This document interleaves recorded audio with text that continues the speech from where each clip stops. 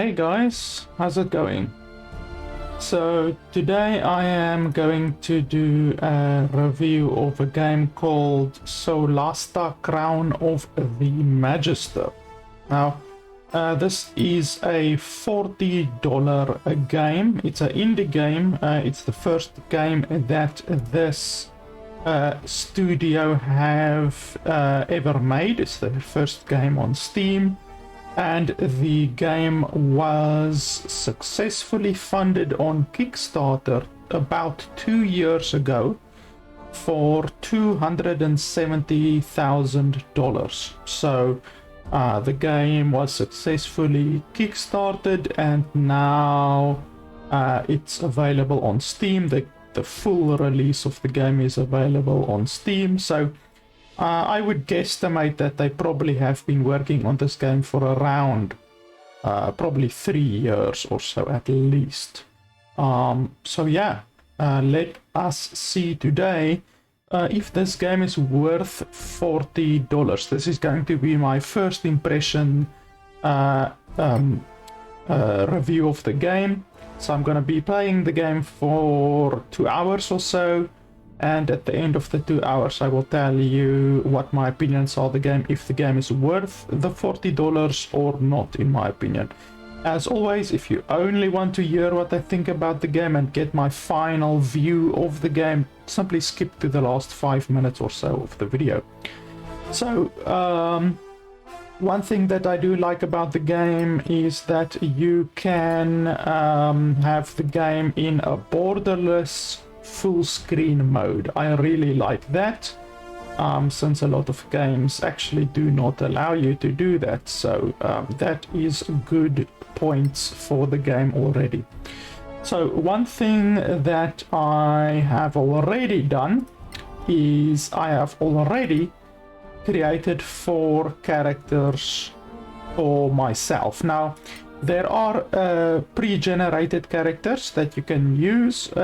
Obviously, this game is built in the Dungeons and Dragons universe, I guess you could say. So you get, for instance, if you go to new character, you get hill dwarves, you get snow dwarves. All of the different classes have different attributes: strength, dexterity, constitution, charisma, wisdom, and intellect.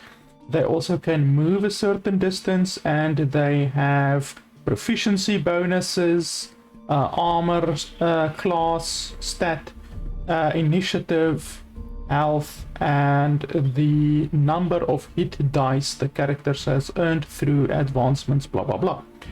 And then a bunch of different saving throw benefits. For instance, it shows you your proficiency, since you need to be proficient in order to use a weapon efficiently. You get stuff like dark vision, so it's very much your standard Dungeons and Dragons D&D universe and operating, I guess you could say, metrics. So if you are a fan of D&D, then this game will be very much up your alley. So snow dwarves, hill dwarves, you will see all of the stuff here at the side changes.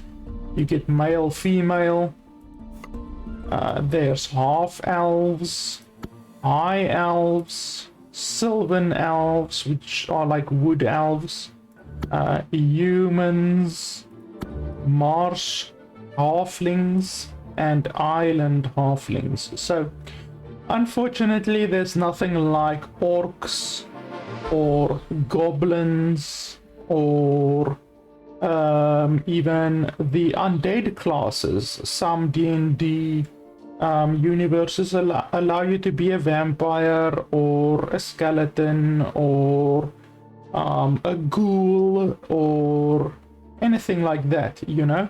Unfortunately, this game does not, but it just released, so I am assuming that they will perhaps add additional classes later down the line. But this is all that there currently is. So I've already created 4 characters for myself. The reason why I did that is that on my first character I spent about an hour creating my first character.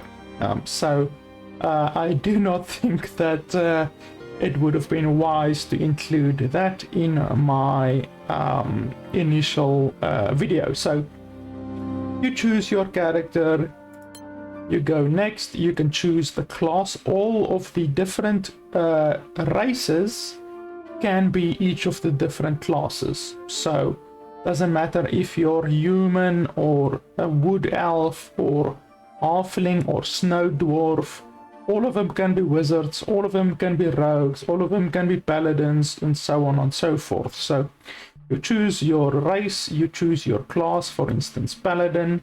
You can change your equipment a little bit if you want. You can preview the class, what the class will offer, and the divergent paths, the subclasses that you will unlock later on, the abilities that you will get. You then go next, you can choose a deity, even though only the paladin can do that. You choose a background. Now this basically gives you a few different things, like it will show you, you can see there on the right side, it changes what you get.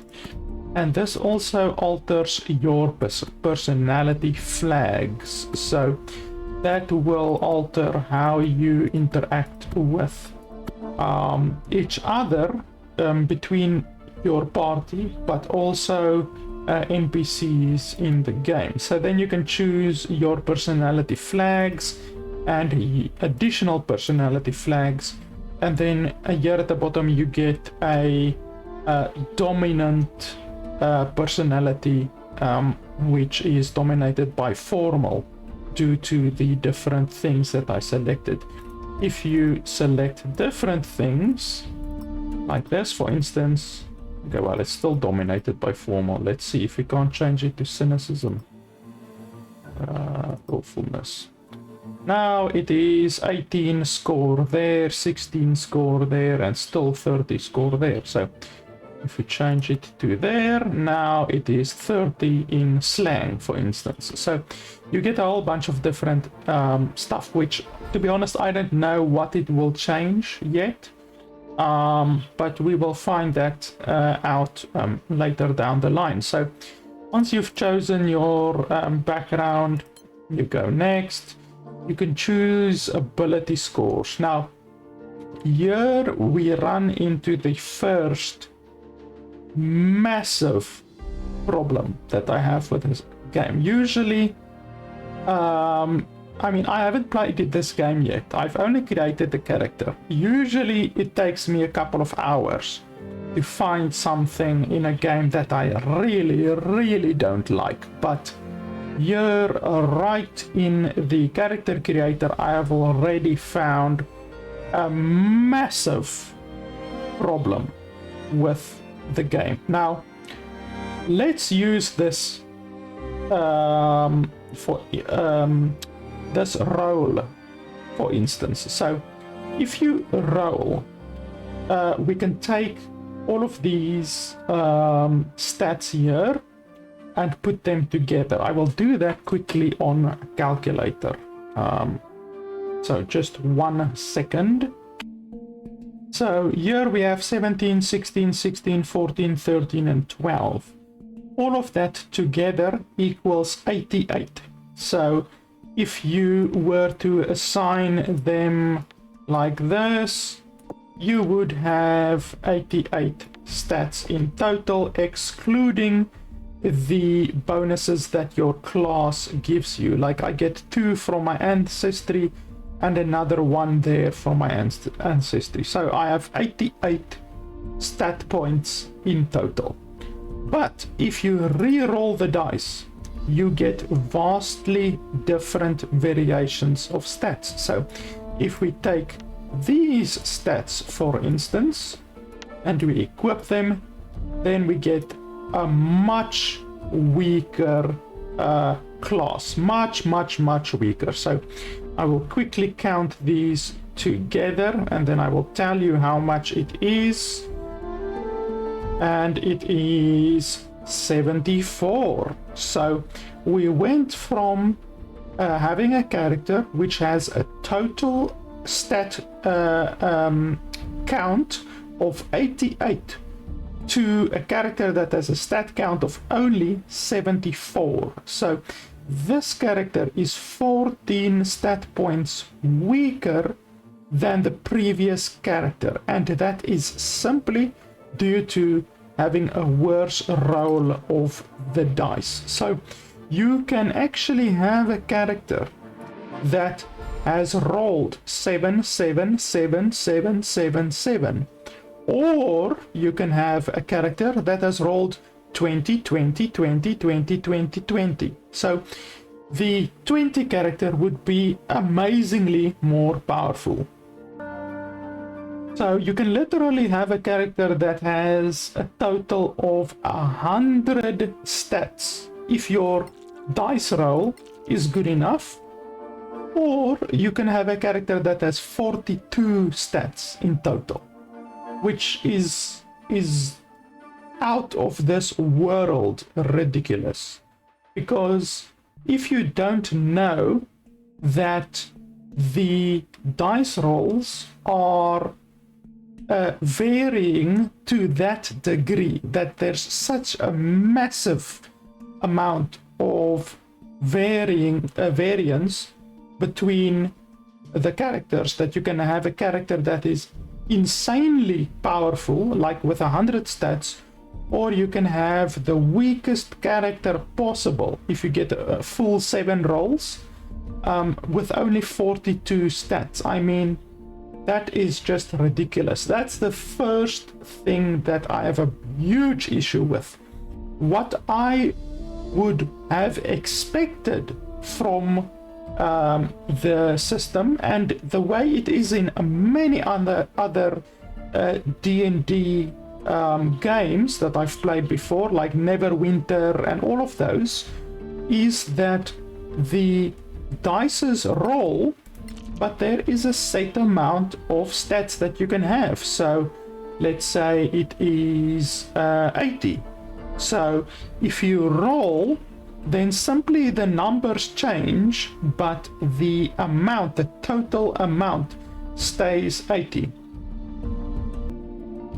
And since it's not like that in this game, that means that I could have a playthrough with my 4 characters, since you have to create 4 characters when you start the game.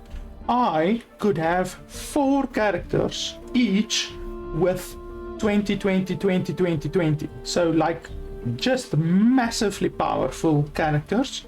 And another player like you or whoever who buys the game and plays the game, who doesn't know about these rerolls and the fact that it varies highly, could have a 77777 instead of 20 20 20. So their party, like one of my party members, would have more stats combined than 2 of their people together. 2 of their people together would only come out at 84 stats together, where one of my dudes will have over 100 stats, which is insane. It's really a big problem. At the very least, I would want some text here, big. It mustn't be hidden, it must be big, and it must tell you that each time you press a reroll, it will generate different stats, and that it is not a set amount. Your character can have a large varying amount of stats, because it's really almost a game breaker for me, a deal breaker. Just the fact that so many players will get screwed over by this. There will be so many players who have weak characters. Like this, for instance, this roll right here is a very weak roll. Whereas if you simply continue rolling, you will get a much better roll. This roll is already much better than that previous roll that I had. But you can honestly get my one character, I managed to get it up to something like 18, 18, 17, 16, 15 and 14, which is huge. It's much more powerful than, for instance, something like this. 7, 8, 10, 11, 12, 14. That's a very weak roll. So that's my first very big problem with the game.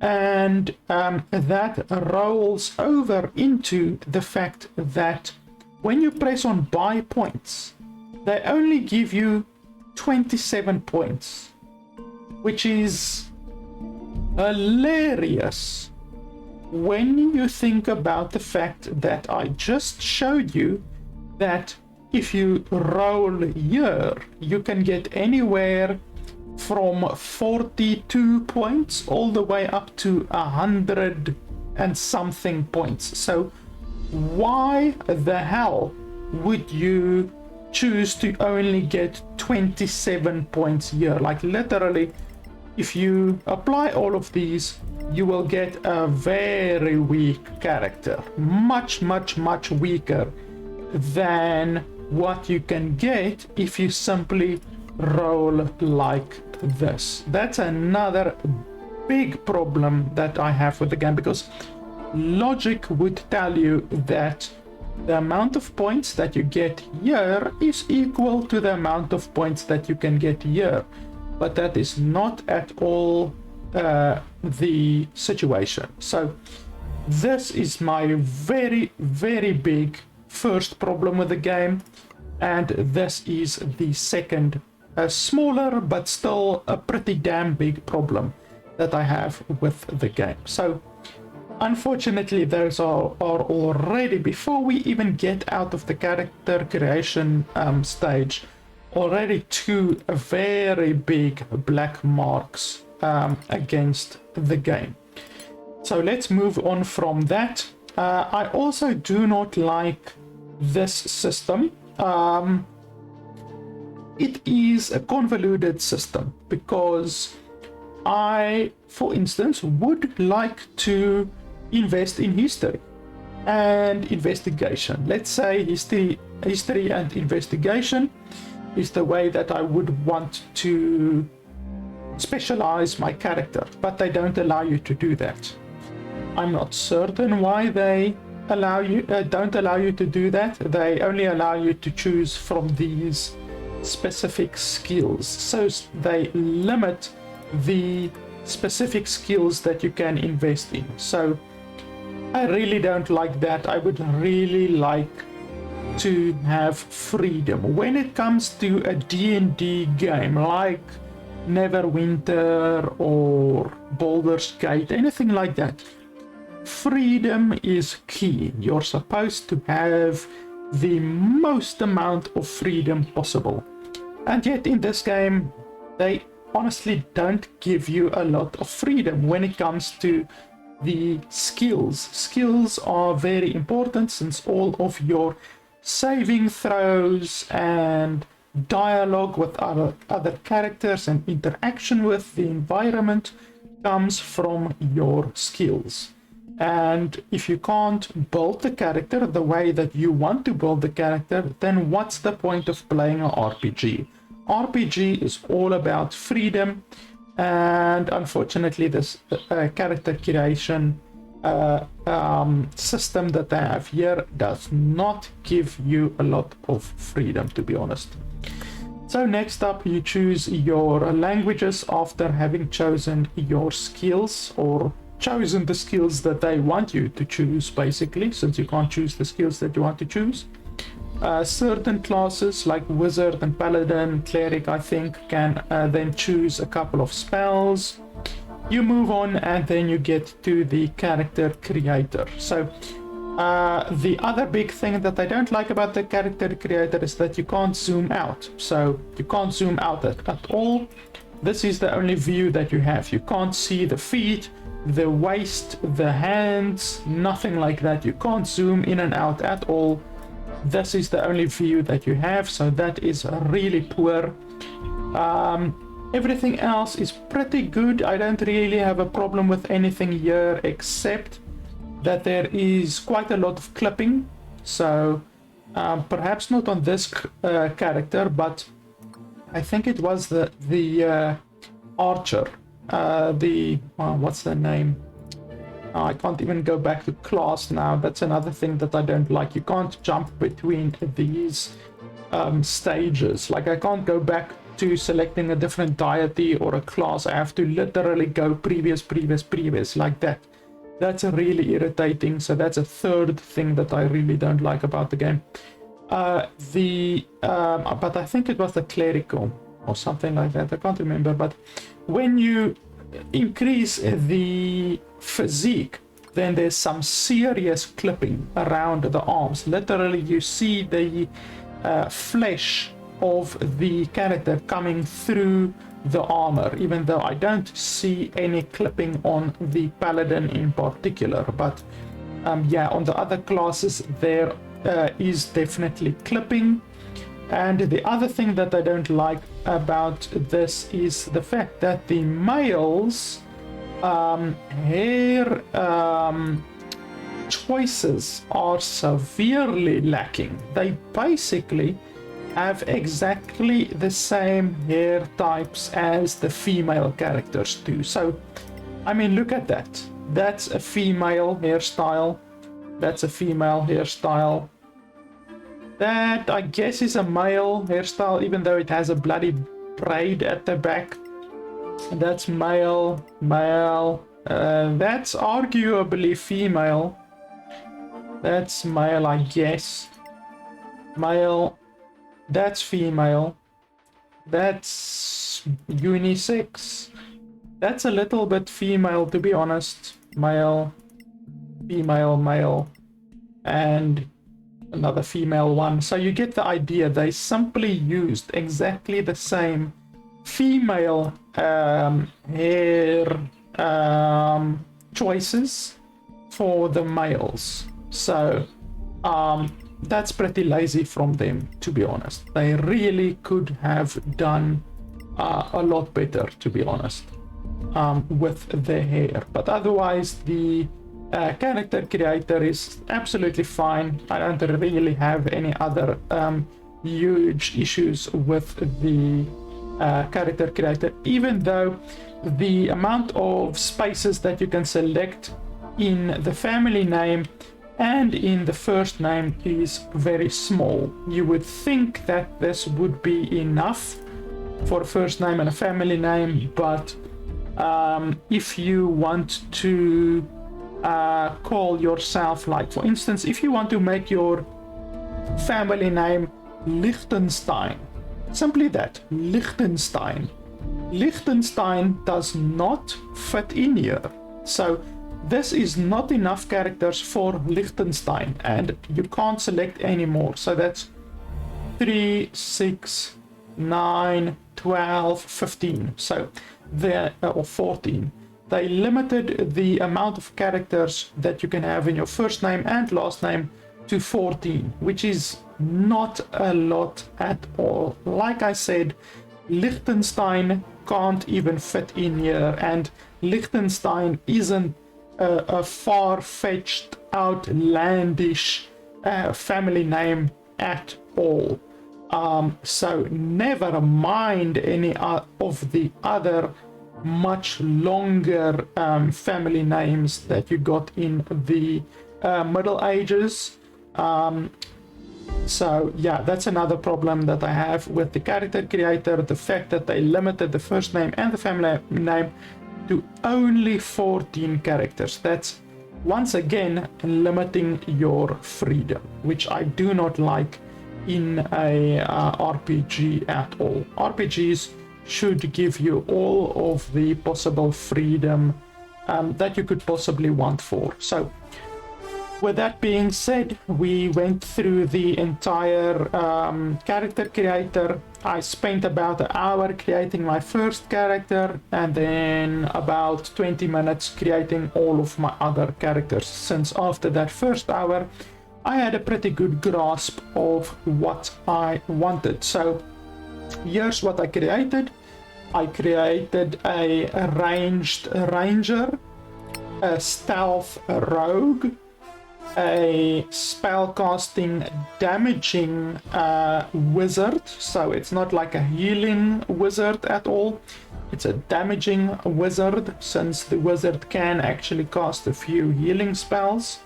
And then I created a paladin. So I have 2 melee characters and 2 ranged characters, even though the ranger can also stealth a little bit, and the ranger can also dual wield like swords or daggers, but for all intents and purposes it is 2 melee characters and 2 ranged characters. So let us select our characters that I've already created and jump into the game.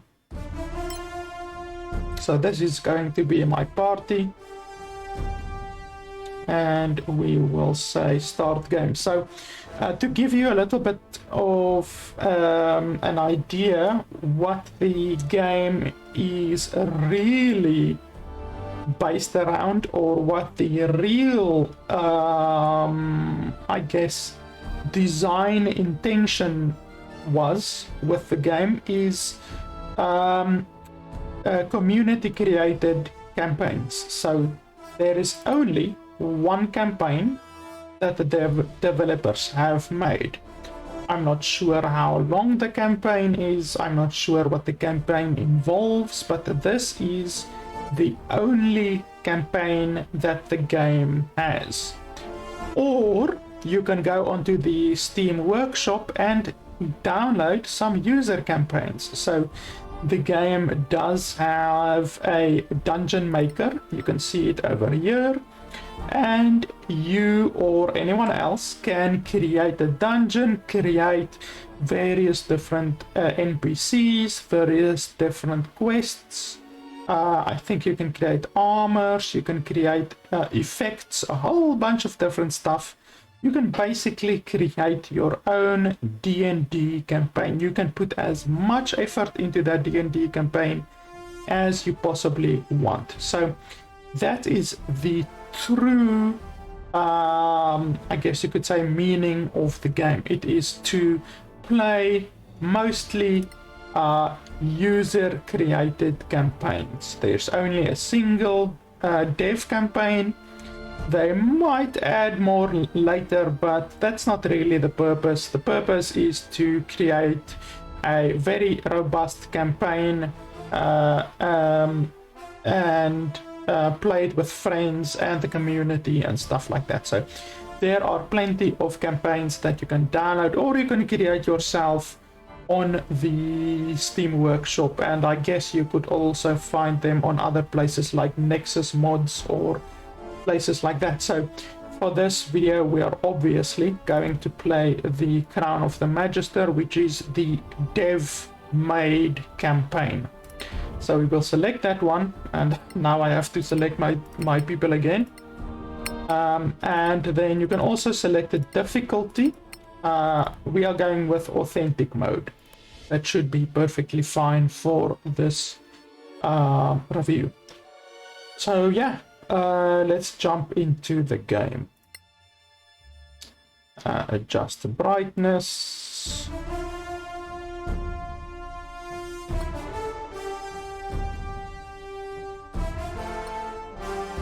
I think that's fine. Yeah, that should be fine.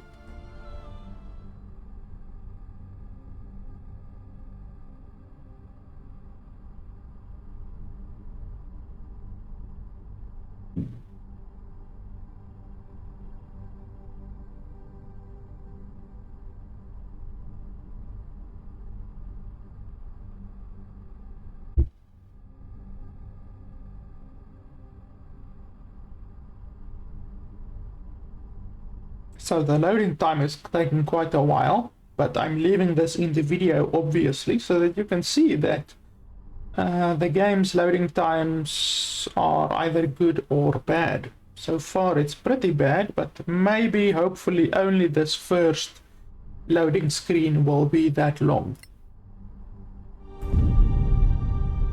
Before the Cataclysm, there were no gods on Solasta. No humans either.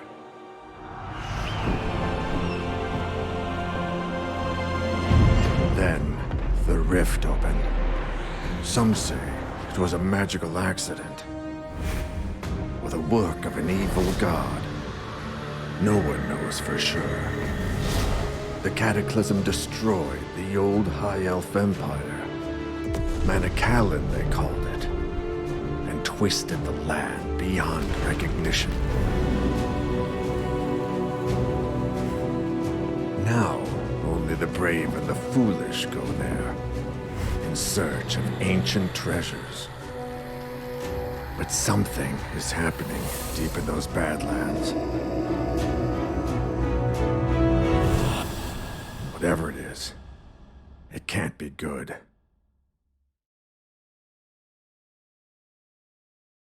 It is the year 1024 after the Cataclysm. New states have arisen around the Badlands and crave its treasures. A newly discovered road offers a safer route into the ruined heart of the Empire from the municipality of Masgarth, upsetting the balance of power. The Legacy Council is formed to ensure that the knowledge is shared. It issues a call for agents to explore the Badlands in its name. Adventurers flock to Keflin,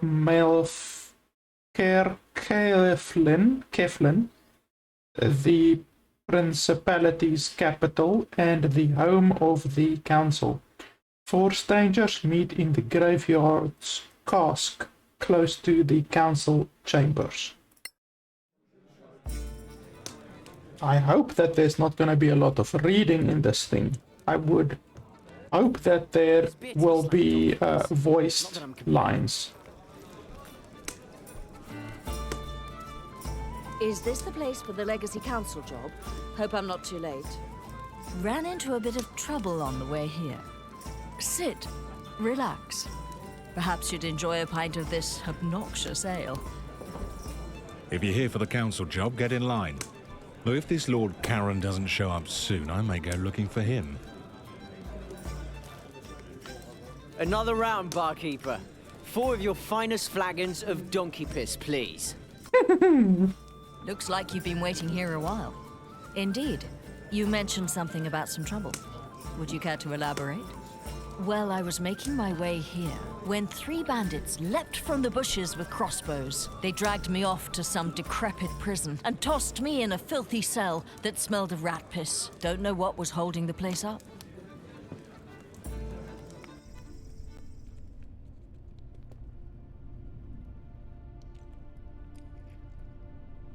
Okay, so we start from her perspective. Okay, so I only have her. Character selection, basic movement. I think all of this should be very straightforward. Move with the left click. That's fine. Camera controls. You can press Q and E, W, A, S, and D.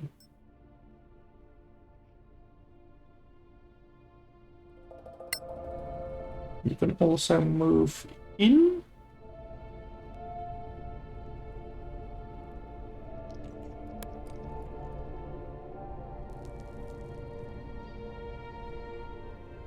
Well, you zoom in with the mouse button. It said something there about zooming in with W, but it's definitely not working with W. So you can move around with W, A, S, and D, the camera obviously, and then you can zoom in, and then you can move around like this. Right click doesn't do anything right now. You can also rotate the camera with Q and E. So that's good. You can view the battlefield from all directions, basically. What's this right here? Okay, so those are different equipment sets, basically. I want to sneak. Yes, let's sneak a little bit. Hopefully I don't move too slowly in the sneak mode. I hate it where games give you a sneak mode, but they allow you to move at a fucking snail's pace. Let's see. I don't see anything there. Okay, we can't go over there. I can't lockpick these at all. Journal will give you hints and context. Nice, the journal is over here. No, that's the map. Journal. Escape the bandits' prison. The bandits left you in a ruined cell. There must be a weak wall or a hole somewhere. Okay, we will find that.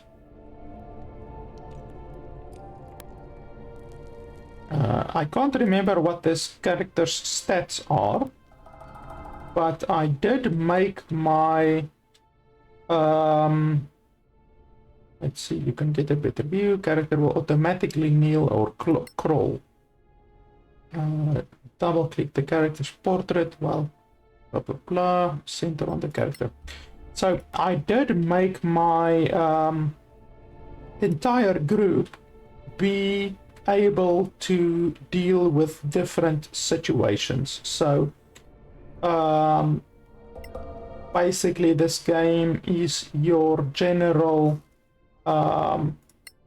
D&D game, so you're going to have one guy who is good with lockpicks. You're gonna have to have one guy that is good with charisma and basically talking to people, you know, intimidation and persuasion, that kind of different stuff.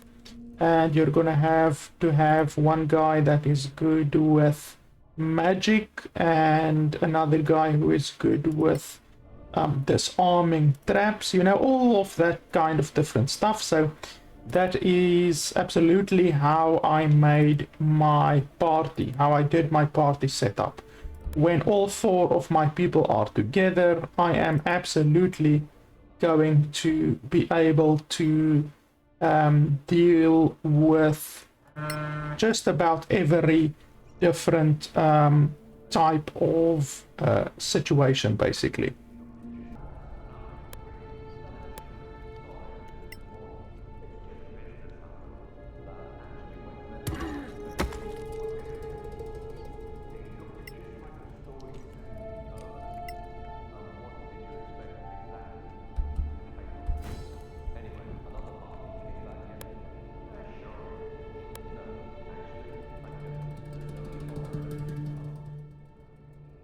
Jumping and climbing. Depending on the character's strength and proficiency with athletics, you can jump and climb between 2 and 5 cells. You can always jump over 2 cells, drop down 3 cells, and climb up 1, or climb up easy surfaces like ladders and ropes without any troubles. Character with strength below 15 and no proficiency in athletics cannot jump far enough to reach the chest.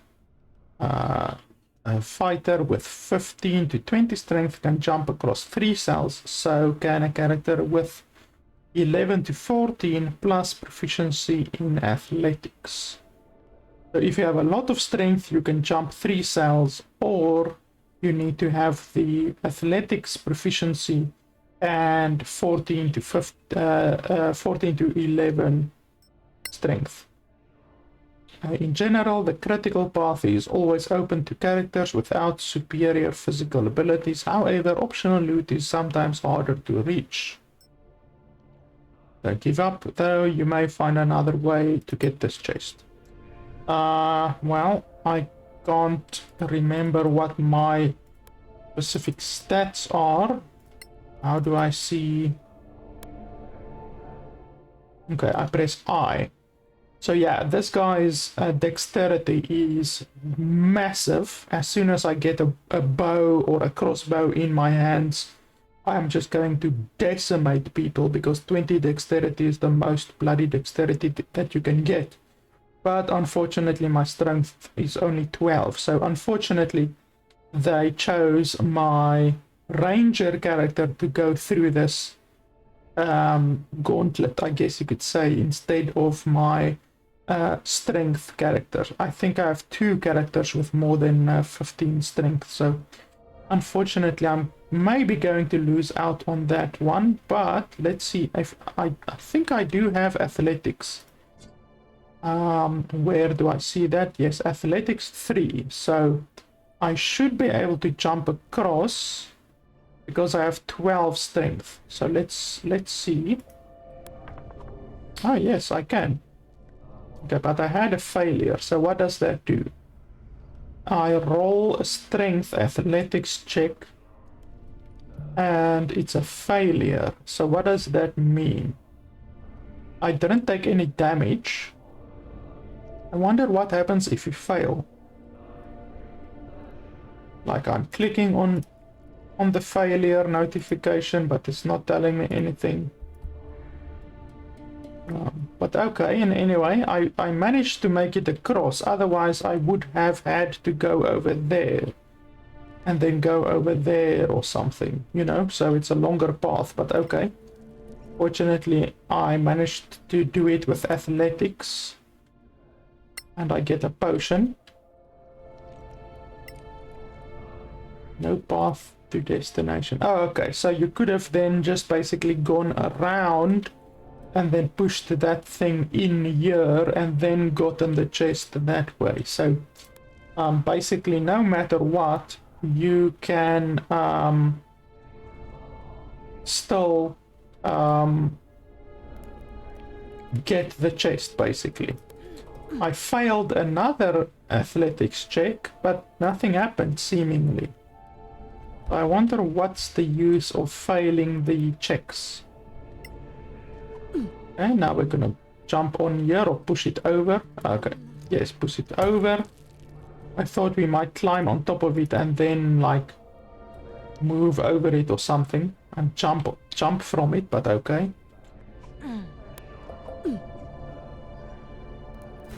And now I can push that one through if I want to. Yeah, now you can go through to the chest.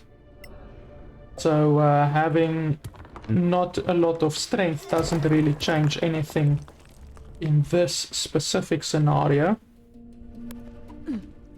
Okay, I just killed 3 people.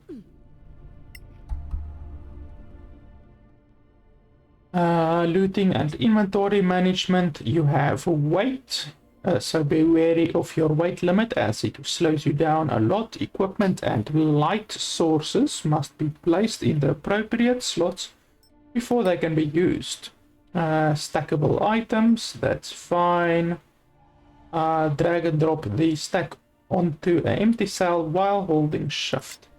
That is all pretty standard. If you've played Neverwinter Nights or anything like that, then you pretty much will be familiar with all of these different things that they are saying. Encumbrance and all of that different kind of stuff. So I'm not seeing anything else in this room. I do have a weapon now, so I'm assuming next up is going to be the So you fighting. escaped unscathed. Well done, my friend. My flagon is empty of ale and Lord Karen still isn't here. Have another ale. It's not like you have anywhere better to be. I have a tale to tell as well. I too was attacked, but I put an end to my enemies with blood and pain. Let's hear it then. Don't be shy.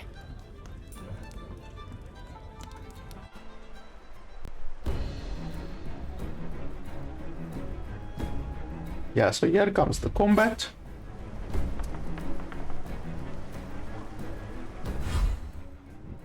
Okay, dashing. Moving to a point in the yellow area uses your main action to dash. Dash doubles your movement for the turn. However, you cannot use your action to attack or cast spells. Remember that you move normally and decide whether to dash further or to use your action, blah blah blah. So that's very standard. But why do I want to run away? There's only 4 of them, well 3 of them, and I have more health than what they do. So I don't see why I can't attack them and kill them. I can run away if I really want to, but that would be a pussy move. So let's fight them. I'm assuming you simply left click on them. Do I have any powers? Oh, I do. Divine Sense. Heal. Neutralize poison, cure disease. Well, none of that is going to help. I can shove one of them. Use your strength to push a creature 1 cell away from you. Target must be no more than 1 size larger than you and must be within your reach.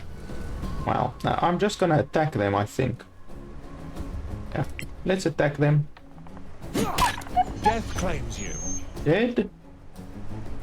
And this one, can I do another attack? No, it's not giving me the option. I can run away. So I might want to do... Well, now, if I run away, then he's gonna do a attack of opportunity on me. But there was no way for me to actually avoid that. Unfortunately, I can't do any actions like you can do in, for instance, XCOM. In XCOM, you can take a defensive stance.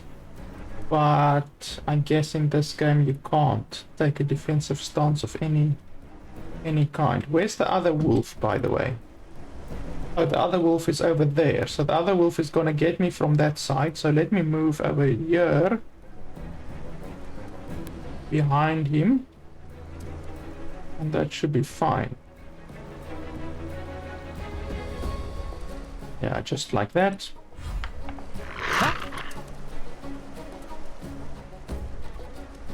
Okay, so he missed me. Okay, attacking, yes, yes. I understand all of that. Shoving, yes, I can shove one of them off if I want to. So maybe I can shove that one and attack the other one. Let's see, so I want to shove. Push a creature in the direction you are facing. Push a creature in the direction you are facing. I want to... No. How do I do that? How do I turn around? I mean, obviously I can turn around. It would be ridiculous if I can't turn around. I don't know why I'm facing this direction in any way right now, because I ran from there to here, so technically I should be facing that direction, not this fucking direction. But okay, let's find out. So I want to shove. I want to shove that creature.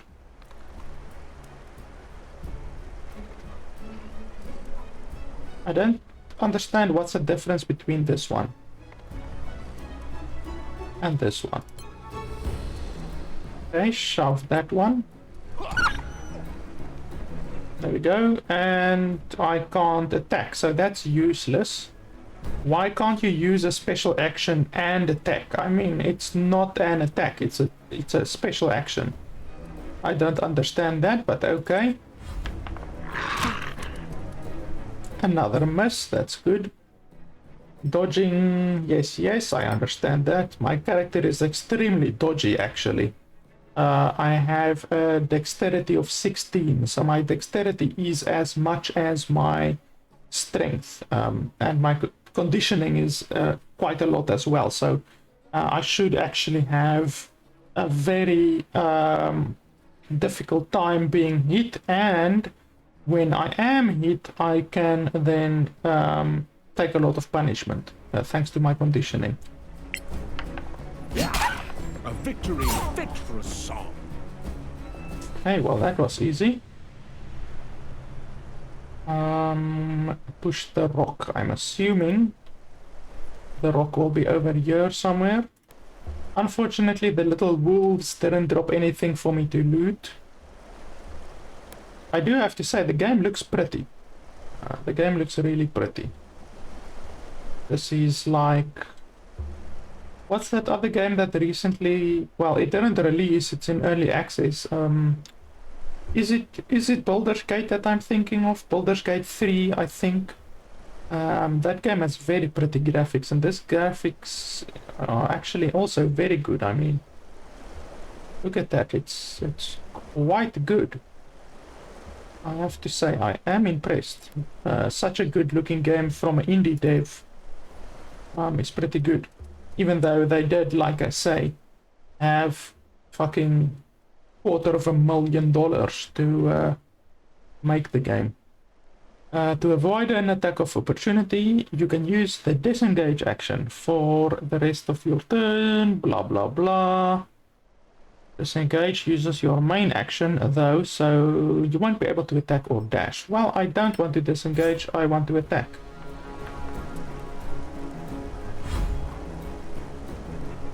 And I can't attack, they're not allowing me to attack, I don't like that.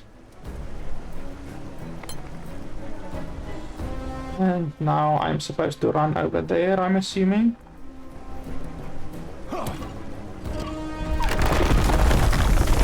Okay, well that certainly deals with the little wolf. What a bunch of namby-pambies. You're lucky you weren't attacked by Sorax. Shut your gob or I'll shut it for you.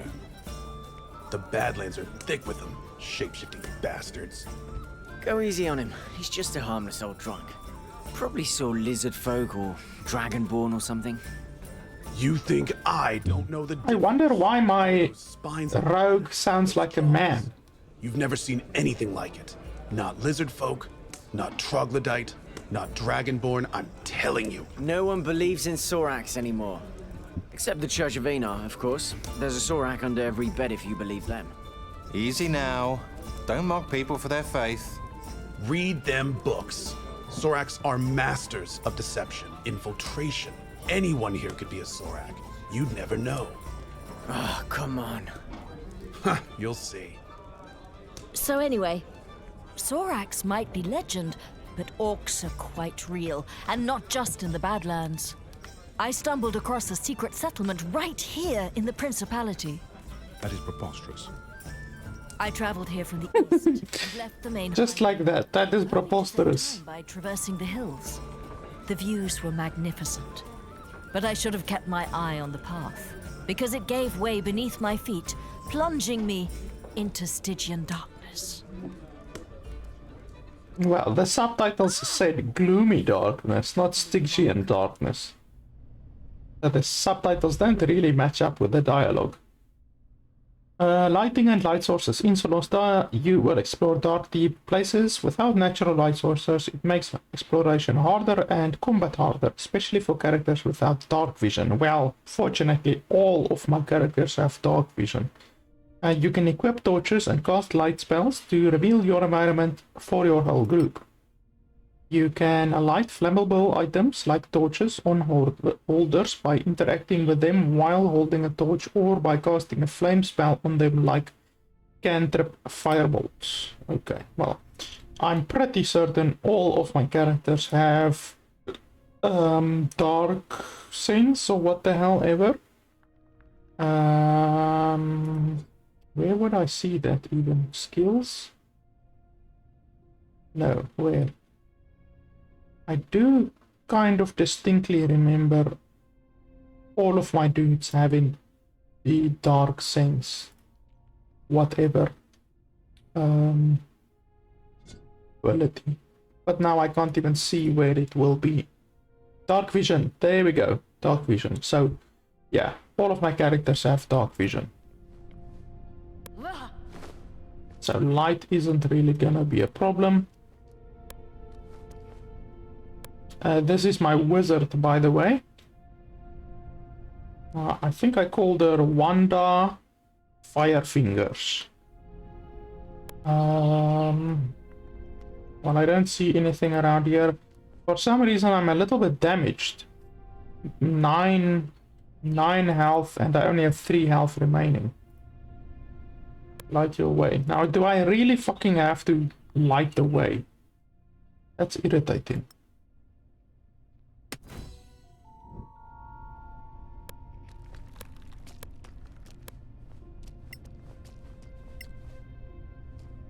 Let there be light.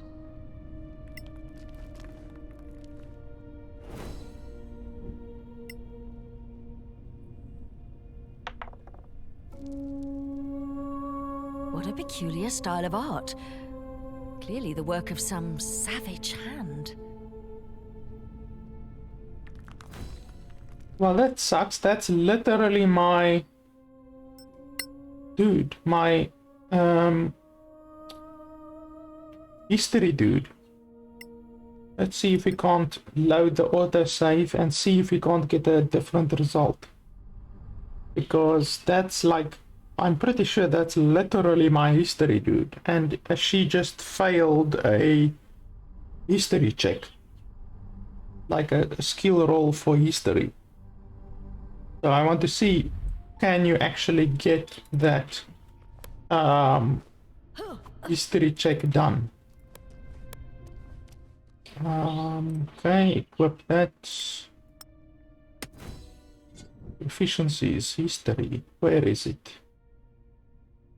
History +6, that's a shitload of history. I should definitely be able to pass that skill check without any problems. 10. What a peculiar style. How the hell? Skip. Let's try that once more. I'm rolling extremely low. I think I rolled a 4 and the previous time I rolled a 3. I mean, that's fucking ridiculous. With a +6, I should be getting like massive rolls. So let's just try that quickly again.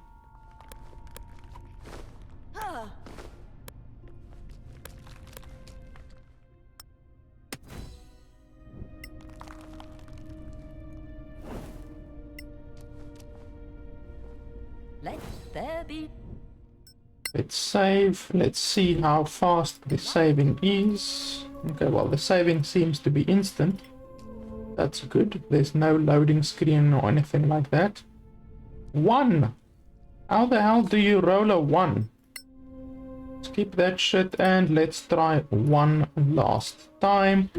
Fucking rolling a 4, a 3 and a 1. That's ridiculous. Like, I think you can roll a 20. If it's using the D20 style, then you should be able to roll a 20. So unless the tutorial literally makes you roll less than 4 or whatever each time, then I should absolutely be able to pass this skill check. 14, there we go. Orcs here? Strange. I wonder what this totem means. That's exactly what I'm talking about. Fucking I rolled a 4, a 3 and a 1.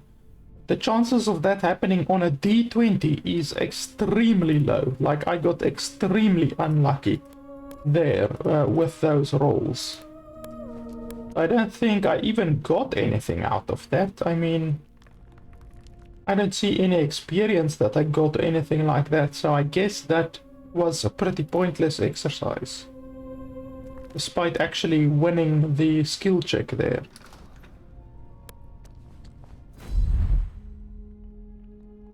Healing. I don't think this character has any healing.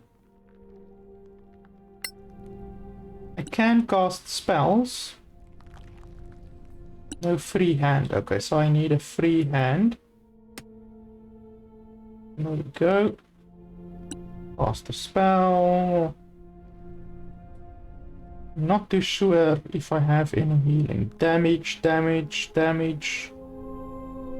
Nope. No. So I don't have any healing. Like I said, I am purely a attacking type character.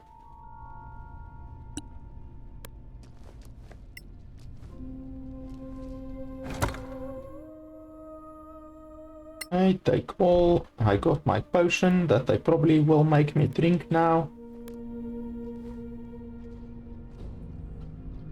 There they are.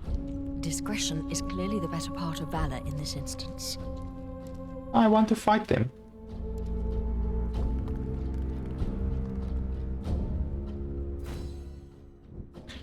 Cautious mode. Activating cautious mode makes you slower, but it grants two benefits. Hidden objects and traps are easier to find, and you are harder to spot two enemies. When an enemy starts to notice your presence, a gauge appears on their head, giving you time to react. Remain 3 cells above the enemy in this mode, and you can't be detected. Okay, so we enter cautious. And we move down there.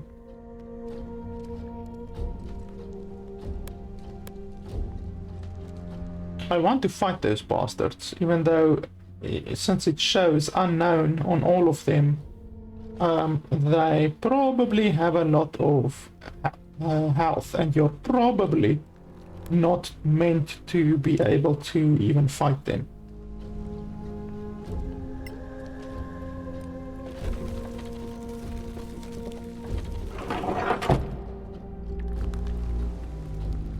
But if you think that's going to stop me from trying, then you should think again. So let's save quickly and see if we can't light their asses up. So if you press Alt, then it highlights all of the creatures.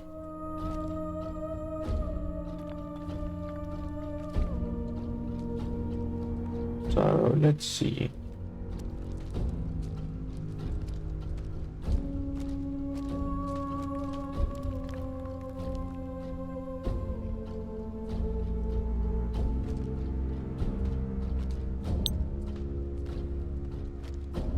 Let's see if we can hit that one.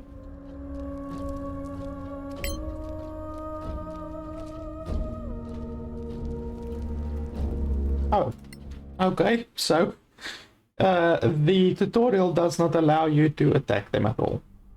That sucks. I don't like tutorials where it is so stringent that you have to do what they tell you to do. I mean, a tutorial is supposed to be a guideline, and if you are familiar with the game, then you can simply ignore the tutorial. That's how it's supposed to be. But unfortunately, the devs have chosen to make it so that if you ignore the tutorial, you die or you fail the mission. And that's pretty shitty. I don't like that at all.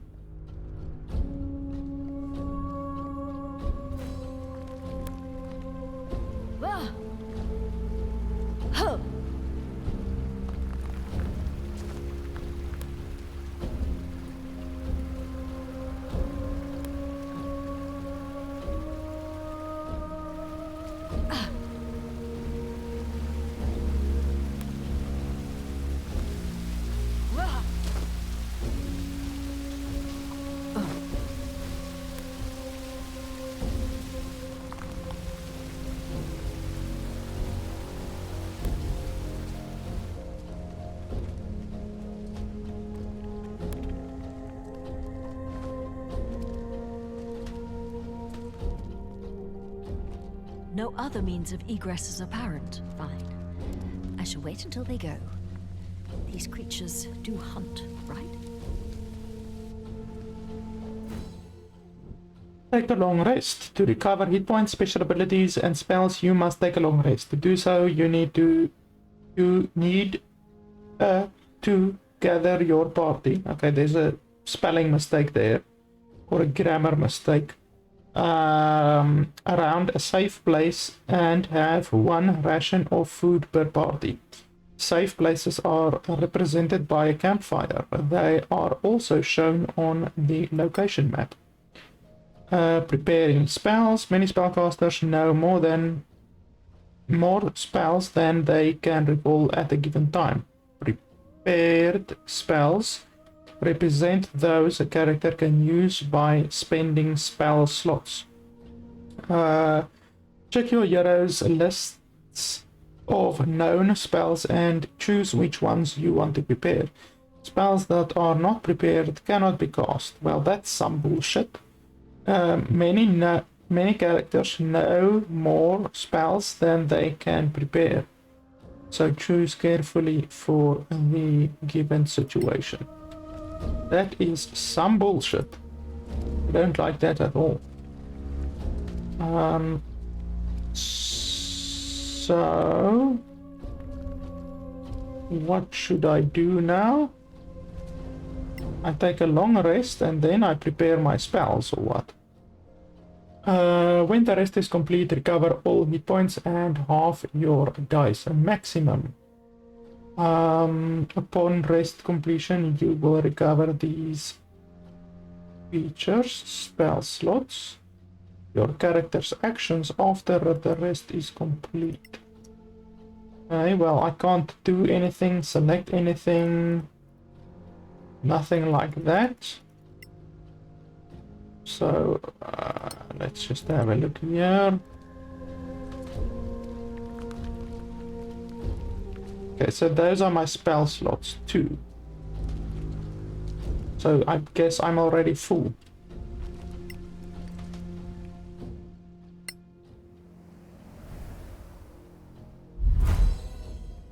Okay. Prepare spells. And that's fine. Prepare spells, 5 out of 5. Close. Okay.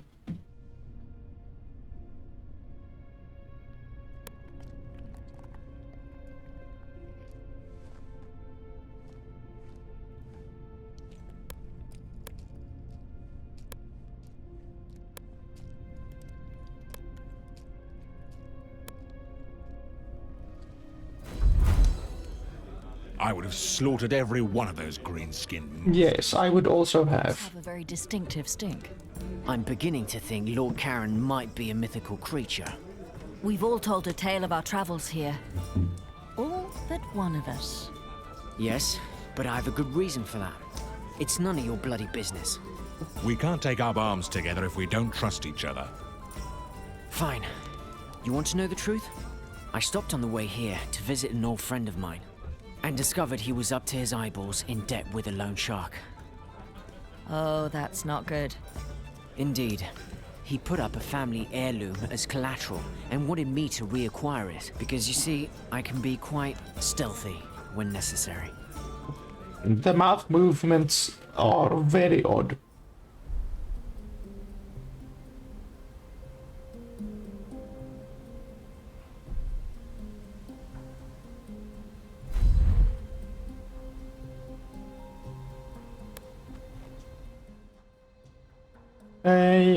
Use cautious mode to move stealthily. Enemies can hear you if they cross your noise circle, and they will spot you as soon as you leave cautious mode. Your noise circle depends on your armor type and stealth skill. Also, it's a good idea to avoid moving into an enemy's field of view while carrying a light source.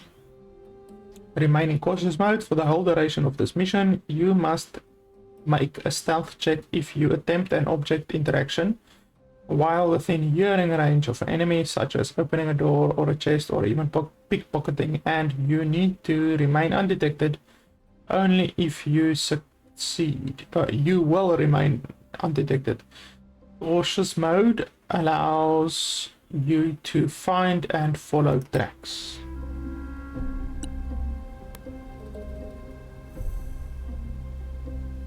Let me just see if I don't see anything around here.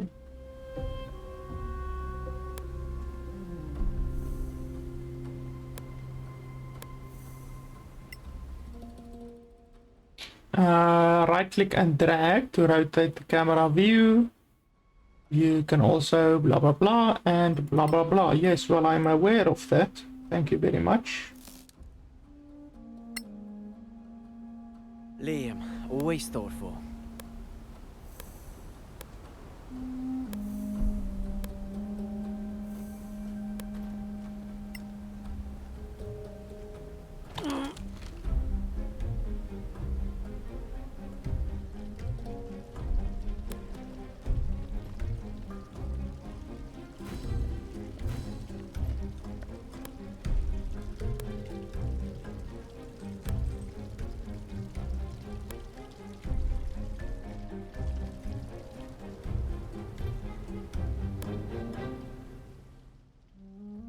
Lock picking to try picking a lock, move over a locked door and chest and lockpick. If you select your whole party, the most skilled character is automatically chosen for the task. You must have thieves' tools in your inventory to try to pick a lock. Being proficient with thieves' tools helps. Yes, well, this motherfucker is extremely proficient. So I'm really not bothered with having any trouble with any locks anytime soon.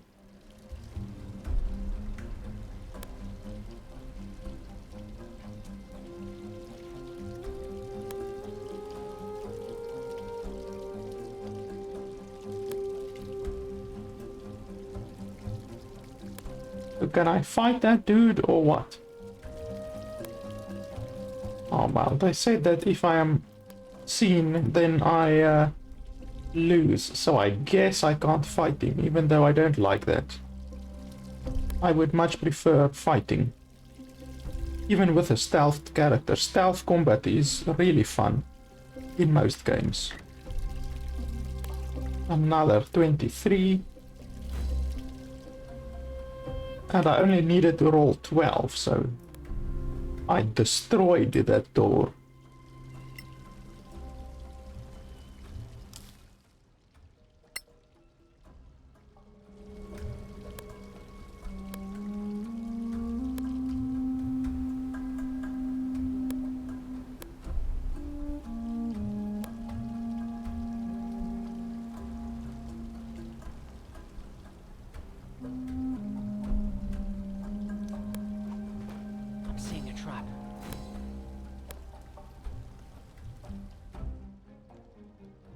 To disarm a trap, you must first detect it. If you try to open a door or lockpick a chest with a trap that you haven't detected, you'll only find out about the trap when you trigger it.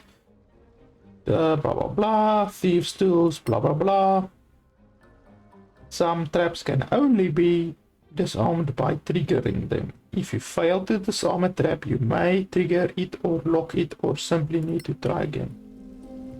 Okay. So let's try to disarm it. 10. Wow, I rolled a 2, which is ridiculous.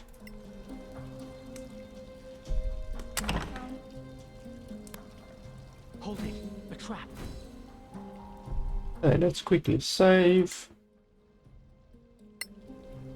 I do like the fact that you can save very, very quickly. The loading doesn't take so quickly,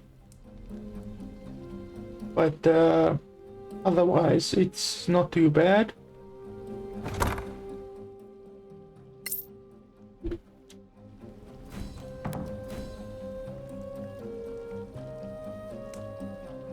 Okay, so where do I escape? Do I escape through here?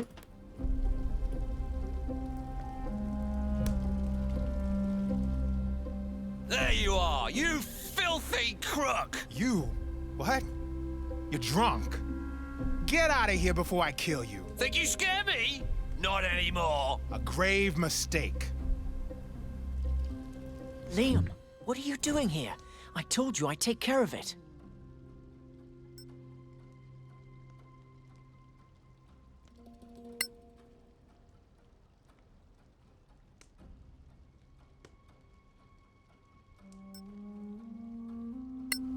Okay, so I can sneak attack this dude.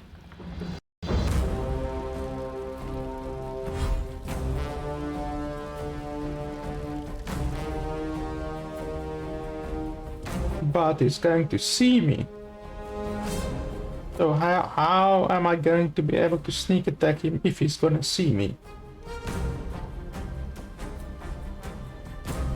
Well, I can't do anything about that. I could wait.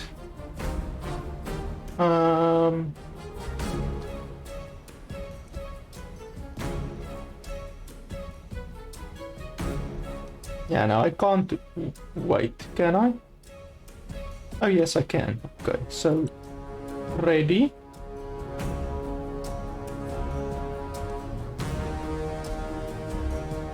Oh, no, I can't do that. Well, I just have to basically hope that he doesn't see me, I guess.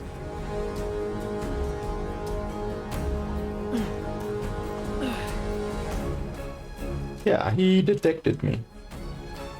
So that's life. Take that. Wow, I destroyed his ass.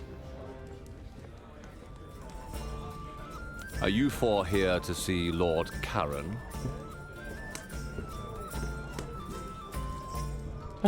Who's the guy with the most charisma?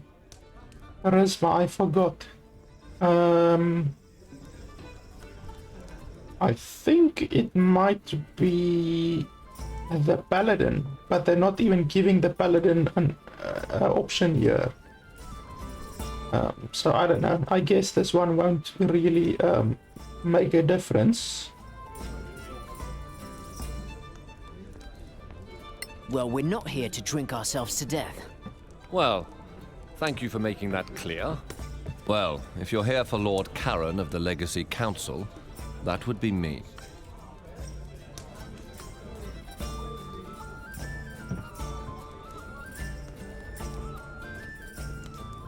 Then we're here at your service, sir. Very good. Might we ask a bit more about this quest of yours, sir, if you please? Well, I suppose it's better if you know what you're doing. What do you want to know?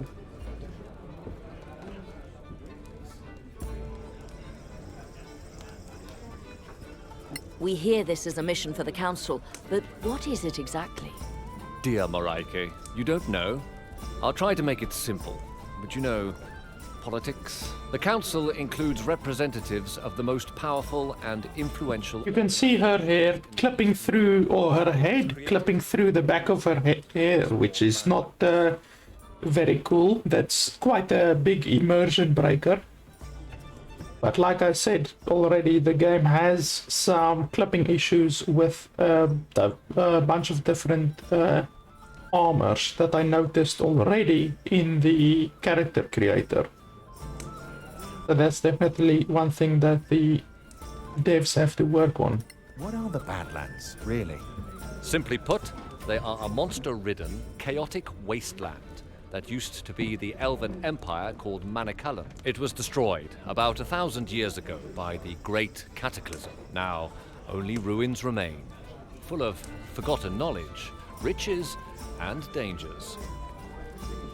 Yeah, the lip syncing in this game is pretty terrible. Like, wow, this is like Fallout 4 levels of terrible, because Fallout 4 had some terrible flippin' lip syncing. Which countries make up these Eastern Kingdoms? You see, there's more clipping. The Principality of Masgarth, here, is in the middle. The Snow Alliance lies to the north. The Kingdom of Galavan to the east, and the New Empire to the south. All friendly, more or less, but the peace is fragile. What are the organizations you mentioned? The Council is, how to put it, a non-governmental organization, meaning that state governments are not represented. to avoid partisanship. Instead, there are delegates from the Guild of Antiquarians, the Tower of Knowledge, the Arcaneum, and the Circle of Denantar. And the Church of Einar guarantees fairness, led by Marshal Beric Sunblaze and Oathkeeper Lyra Keen. I think we know enough now. Thank you. What can you tell us about this place? The Principality? We don't exactly have the time. Anyway, the Principality of Masgarth is ruled by Princess Kaiwood Silverflower. We are a wealthy state with fertile lands, and the easiest access to the Badlands through a pass called the Copperhead Road. We're in the capital, Caer Kiflin, which was once part of the ancient Manicalan Empire of the High Elves. Hence the magnificent elvish buildings up there in the High Town. While we don't have a state religion, all of the major faiths of Solasta are represented here, though we tend to favor Einar, the god of valor and fidelity. And the last question. Work for you. Not exactly, no. I'll be your contact with the Legacy Council, which you will serve as deputies. That's why we need to go there and get you sworn in. Okay, so that's pretty much it. We should go, don't you think? Very well. Come, gather your things. You're late for your swearing in. Hurry up and wait. The story of my life. It's really distracting that my rogue sounds like a man despite being a woman. But I guess it's Pride Month, so I guess it's fine, but that was really unintended.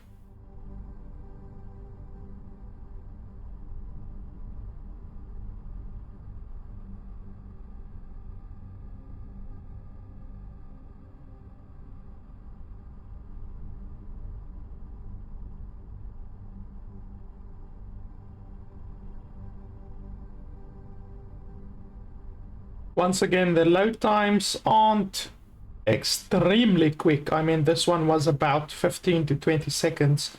The one at the very beginning was easily 30 seconds. But there's not a lot of loading in between, so I guess it's not too bad, to be honest. Finding your way in Caer Kiflin. The Principality's capital is a large city. Right now you need to find the Legacy Council. Once you've been there, you'll have access to the fast travel function, but for now you'll have to walk a little. Go north and walk up the stairs to Sunblaze Court, and then take the stairs west to the council. Okay. So finally I am out and about. I can go basically where I want. I would have liked a little bit of a mini map, like, I don't know. Yeah, so a map like this is a nice looking map that you can move around on and all of that. It's even 3D and all of that. That's pretty nice, but I like to have a map like right here, for instance, where this completely useless compass is. It would have been really nice if the minimap was like here and a little bit more visible and all of that.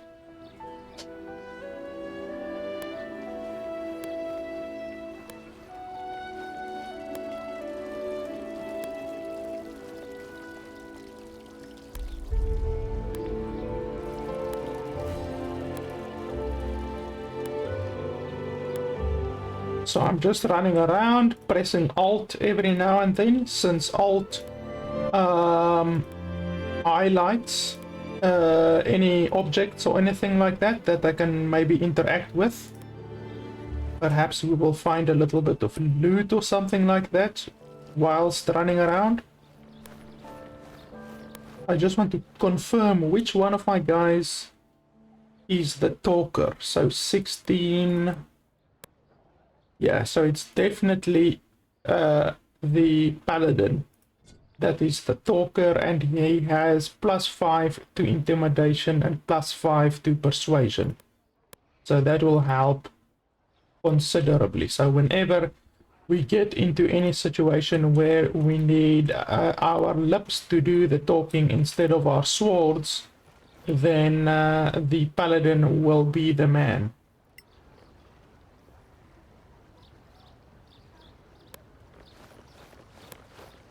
Okay, I guess I can't go that way. The council's in the opposite direction. Okay, thank you, but can I go here? Nope, they are not letting me past at all, and they're simply giving me some useless information about a place that I didn't even ask for. We'll talk after your swearing in. Okay, so apparently you might be important later on.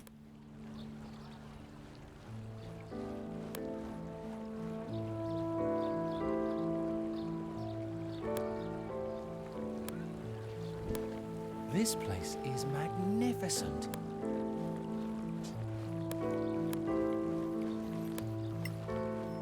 It's an honor. It's an honor. Okay, well, don't you have anything else to say to me? Holy shit.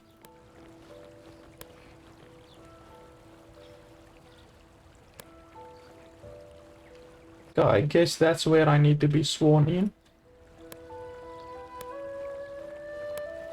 Or not. I'm busy. Come back later. Yeah, all of you fuckers are busy right now, it seems. I don't like stuff like that. I don't like the world doesn't feel like a world if none of the characters are willing to talk to you, not even like a little bit of chit chat until you've completed the fucking tutorial. It just doesn't feel like an authentic world.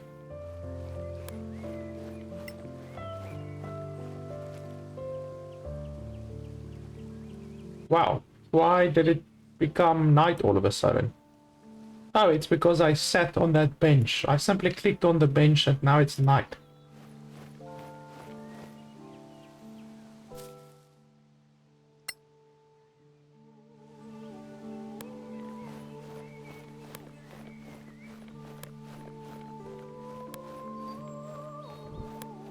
That's a view.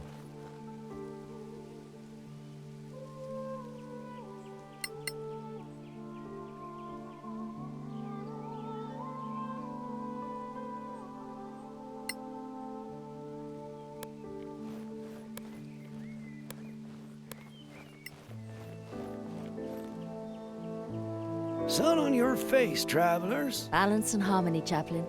Fair weather, faithful one. Finally, someone that will fucking talk to me. We do require your services. Okay, what do you do? Sell a few potions, sell an amulet. Well, I don't really have money. Oh, I do. I have 151. But yeah, I can't afford any scrolls or anything like that, really. And I don't think these things will help me at all. This amulet seemingly does nothing. So yeah, I'm not probably gonna get anything really done with this guy. But at least he's the first guy that will actually look me in my eyes and not just ignore me.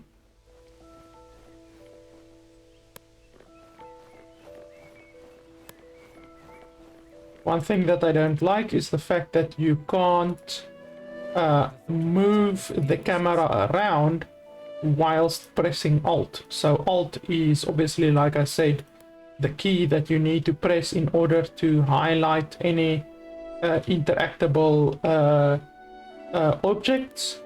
So you're pressing that pretty much constantly in order to make sure that you're not missing anything. And the devs were smart enough to disable movement. Like literally I'm pressing Alt now and WASD and I can't move around at all. So that's pretty irritating. I don't know what on earth went on in their minds when they chose to disable movement whilst pressing Alt, since you're gonna be pressing Alt pretty much the whole fucking time. That's another thing that I don't like about the game. That's pretty stupid. Look at the size of this council hall. So this is what they spend our taxes on. Look! Is that... The princess? Wait, is she leaving? Apparently so. Then who will administer the oath?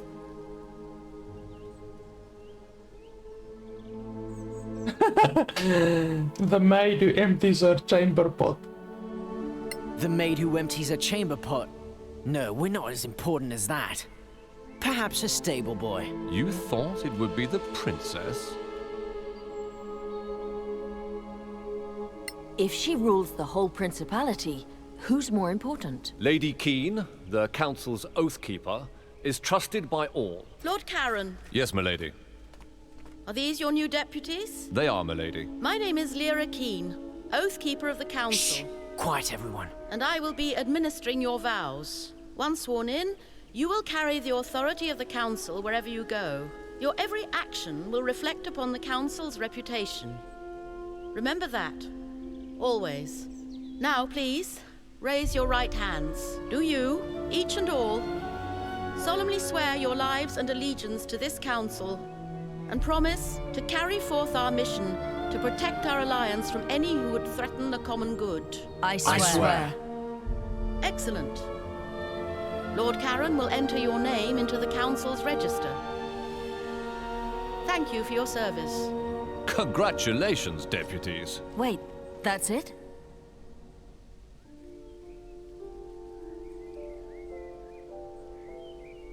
What were you expecting? A parade? No, I don't know. It just feels a bit anticlimactic. Sorry to disappoint. So, the mission. As I'm sure you know, the Council maintains a number of outposts to secure the border between the Principality and the Marches. One of them is the former Imperial Fortress, KLM. It's held by some 50 troops under the command of Captain Henrik. He sends us weekly status reports, or rather, he used to. We haven't heard a word from him in 3 weeks. Leave immediately for KLM and find out if anyone there is still alive. If Captain Henrik or anyone else is still breathing, bring him back. The Council wants a first-hand report. Wait, these marches, they're not in the Badlands, are they? The Marches are a no-man's land, between the civilized world and the Badlands. It's outside the chain of mountains that really define the Badlands. We wouldn't send you in there. Yet. What can you tell us about this Captain Henrik? A fine officer. More than 15 years in the Principality's army. He inspires trust, loyalty, and courage. Hence the decision to post him there, facing danger. A whole garrison gone? There are only 4 of us. Just find out what happened. Run back if you get scared. Got it. Though we were hoping for a first mission with more riches than risk, if you catch my drift. You don't get to choose your mission, I'm afraid. So, gather what you need and go. Time is of the essence. Right. I guess that's that. It's on to KLM.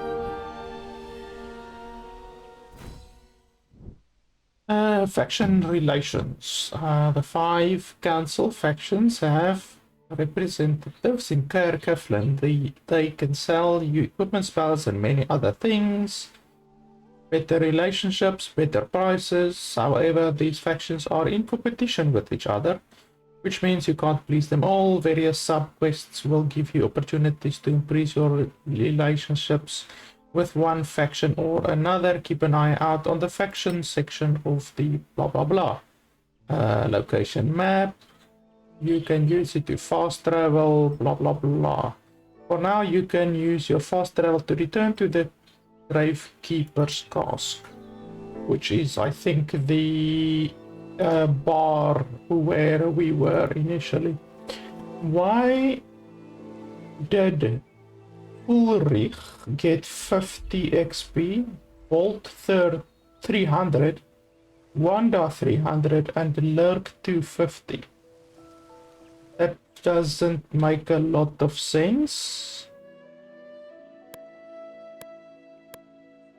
Well, that's pretty gay. So they basically made it so that all of my characters have exactly 300 experience. I don't like that at all, because it now severely doesn't benefit these guys, and well, it doesn't benefit him since he got the least experience. Why the hell would they do that? Why give 50 experience to one guy and 300 fucking experience to other guys? That's not making a lot of sense, to be honest. I don't know what the devs thought there. Are you going to talk to me now? Clear skies, my friends. Nope. Still not. Still being treated like a dog. So let's see. They said that I can fast travel now if I want to. But first let's see if there's anyone who wants to talk to me. Perhaps I can get a quest or something. Clear skies, adventurers. I am Chaplain Dallin Locke. Hello. What do you do here? I represent the Church of Einar, the god of valor and fidelity. We provide various services for those who need them. And can pay for them. Those who seek his healing are rarely poor. We do require your services. And it's just another vendor, it seems. He does sell a scroll or two. Belt buckle, which doesn't do anything from what I can see. It's just a spell focus. So yeah, I'm not gonna take anything from there. And I don't see anything around here that I can loot or anything like that. Let's go here, level up. You now have an experience to level up. To do so, you must take a long rest. Okay. So you can't just level up when you want to. You have to rest, which I don't like. I don't like that kind of a mechanic. Where was that place again? It was around here somewhere.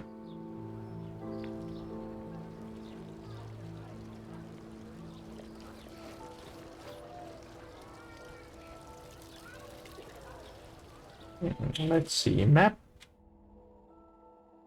Was it there? No. Was it there?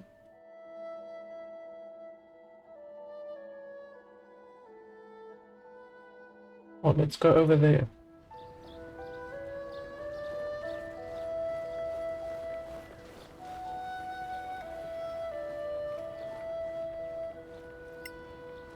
I'll be with you in a minute.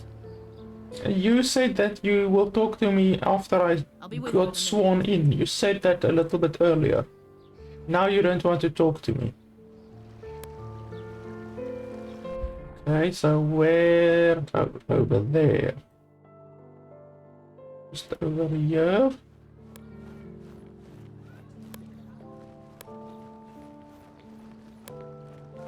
Let's talk to the barkeep.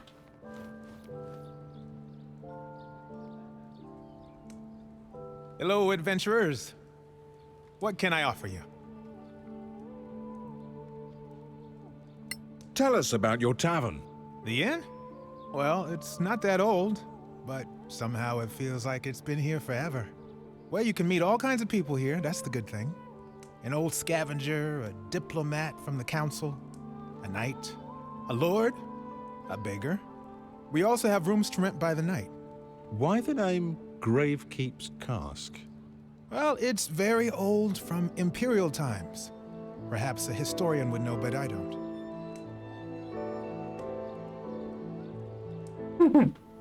Your beer is terrible, and that's being polite about it.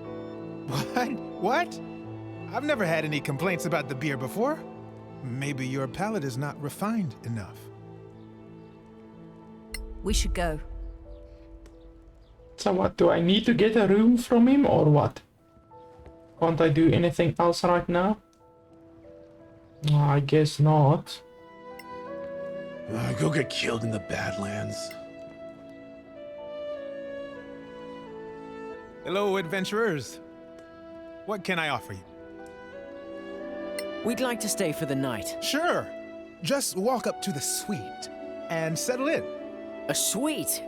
Oh, it's more like a large bedroom, really. But you know, this is the capital city.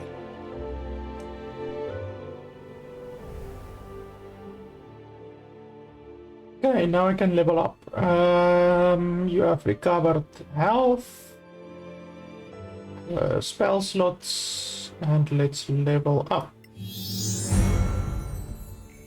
So he gains 9 hit points, that's quite a lot. And unlocked Divine Smite. When you hit a creature with a melee weapon, you can spend 1 spell slot to deal 2d8 additional radiant damage, 1d8 per slot level above first. And then if you hit an undead or a fiend, even more additional damage. Fighting style, you can choose a fighting style, paladin, spellcasting. Okay. I can choose a fighting style now, I think.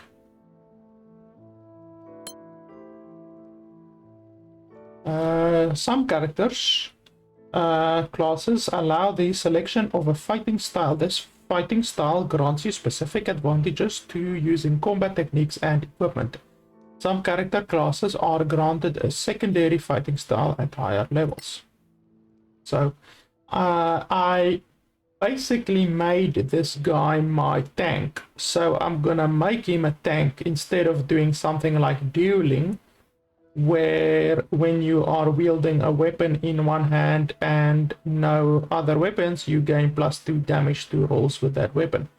So that's offensive. Then there's defense. While you are wearing armor, you gain a +1 AC. That's not good. When you roll a 1 or 2 on a damage die for an attack you make with a weapon, melee weapon, that you are wielding in 2 hands, you can re-roll that die. You must use the new roll even if it's a 1 or a 2.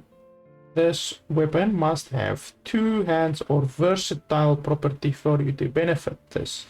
So that's two-handed weapon fighting.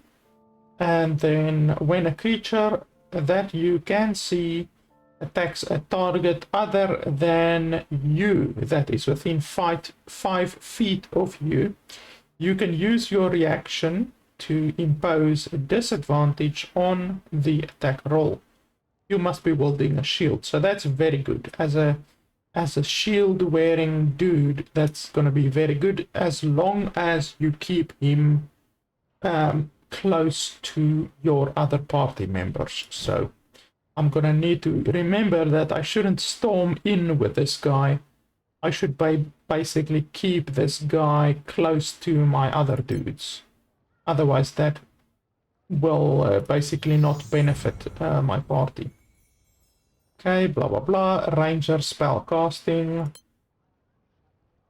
So this one I made archer.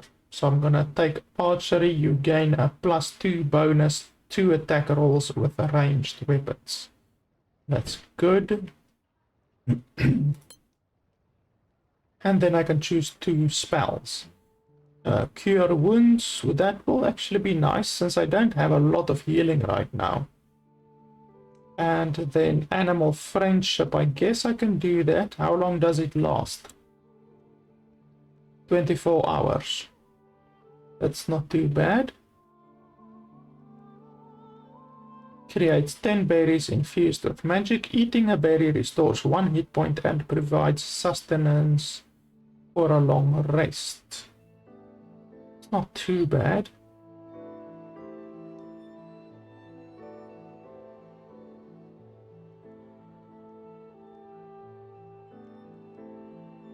Jump, I don't really need jump, I don't think.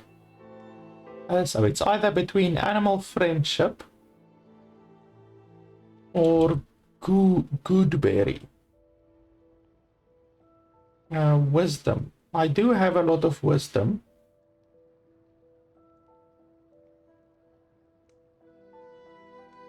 Or I can take the good berry. I think let's prioritize healing, since I do not have a lot of healing in my party right now. This guy does have healing, but I mean, one guy having to heal 4 party members is a little bit rough. So, Bless increases your allies' attack, throws, blah blah blah. 3 targets at once, that's very good. An ally gains temporary hit points and cannot be frightened, that's not too good. Increases an ally's armor by 2. That's okay.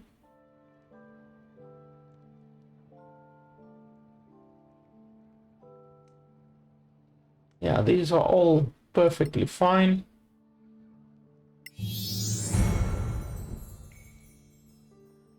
Cunning action, you can take a bonus action on each of your turns in combat. This action can be used only to take dash, disengage, or hide action. That's pretty good. An extra action each turn will certainly be worthwhile. Arcane Traditions grants you specialization with a certain kind of magic. Wizard spellcasting, Arcane Recovery. Once per day, when you complete a short rest, you can recover a number of expended spell slots, up to half of your wizard level. That's not too bad. And I can choose my archetype. Classes provide a specialization reaching a certain level in the form of class archetype. Archetypes have different names depending on their class. Arcane Tradition for wizards, martial archetypes for fighters, and clerics select their divine dominion at level 1. Blah blah blah. Unique flavor to the character and change the playstyle. So now I can choose to make my wizard into a green mage, a lore master, or a shocking arcanist. So shocking arcanist is when casting spells from the war list, they count as being cast at 1 slot higher than the one you actually use. Okay, so those are all of the spells that are part of the war list. It's basically any offensive spells. So this is more offensive type of wizard. Lore master, advantage on arcana, history, and investigation ability checks. Advantage to copy spells to your spellbook scroll, and potion crafting costs and times are halved. So that's kind of a more guide that will be useful for identifying different investigation checks and stuff like that. And then green mage has a lot of different benefits. They can use proficiency light armor, proficiency bow, fighting style archery, so they become much more of an archer. I do have a shitload of dexterity on this character, 18 dexterity, which is quite a lot. So I could absolutely make this character archer if I wanted to. You benefit from the same advantages as rangers when in a forest environment. You are trained to craft basic ammunition. Spells from the green magic list are considered wizard spells for you. So all of these spells, the good berry, healing, lesser restoration. All of that stuff is then considered to be wizard spells. Now, I'm not too certain what that would really help. Like, why would that really help me? Let's see, at higher levels, entangling shot, leaf scales. This one gives you learn one additional spell each time you gain a level, and you can add your proficiency bonus to the number of spells you can memorize. That's not too bad.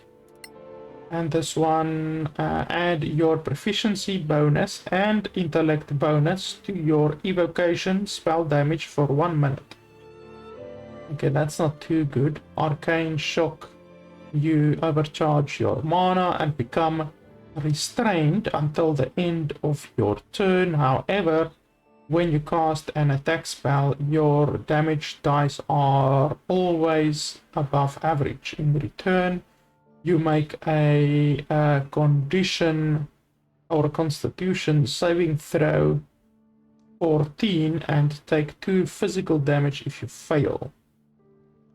Well, that's not extremely good. I mean, the fact that you can cast, when casting spells from the war list, they count as being cast at 1 slot level higher. I'm not sure what that would mean. At 1 slot level higher. I'm assuming that it means you simply do a little bit more damage. But I don't know why that would be preferential over the Green Mage or the Lore Master. Advantage to copy scrolls to your spell book. That's not too bad. I think I'm gonna take the Keen Mind one, Lore Master. So I'm gonna make my specialization into Lore Master. And then I can select 2 class spells to learn, new spells to learn. So I can take the cantrips or I can take just regular spells, even though it's not allowing me to take any cantrips. So I have to select any of these brown spells here at the side. So I think let's take Magic Missile. And maybe Featherfall or Shield. Yeah, let's take Shield. And then prepare spells. I think I have all of the spells that I really would want.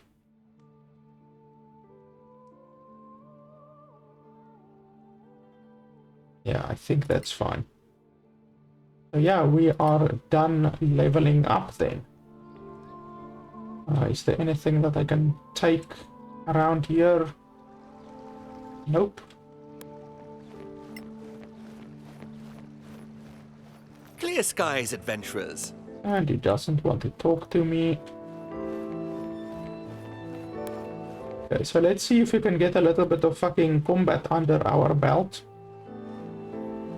Buy some food for the journey.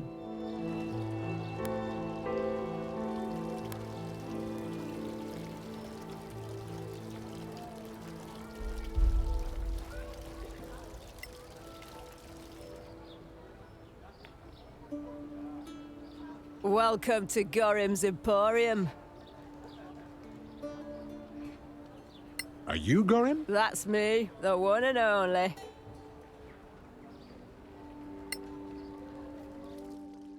Okay, food, they said.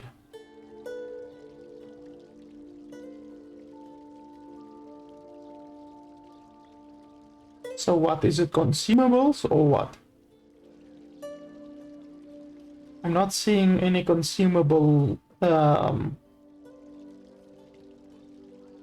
category here. She's just selling a load of weapons. Oh, ration pouch. There we go. So I guess I'm gonna buy 4 of them.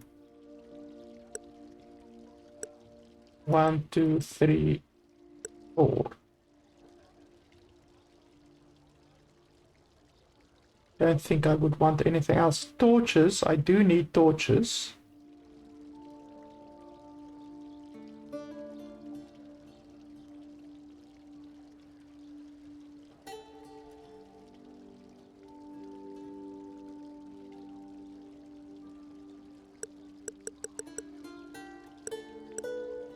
Oh, you buy 10 at a time. Holy shit.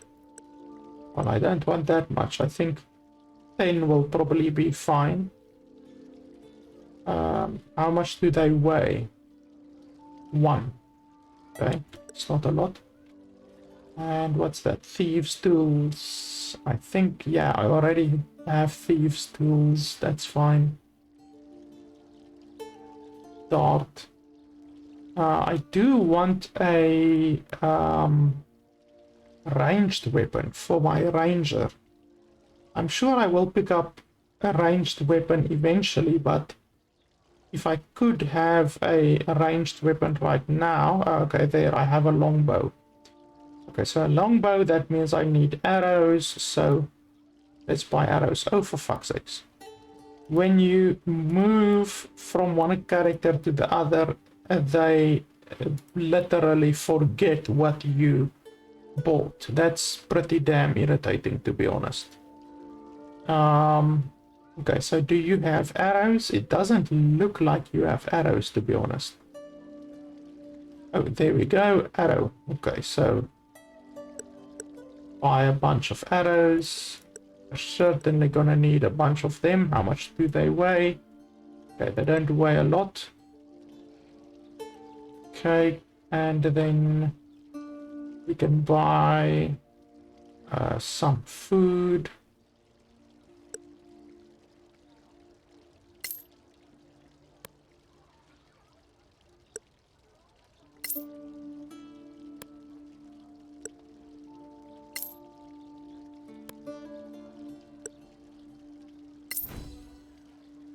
Hey, that should be fine.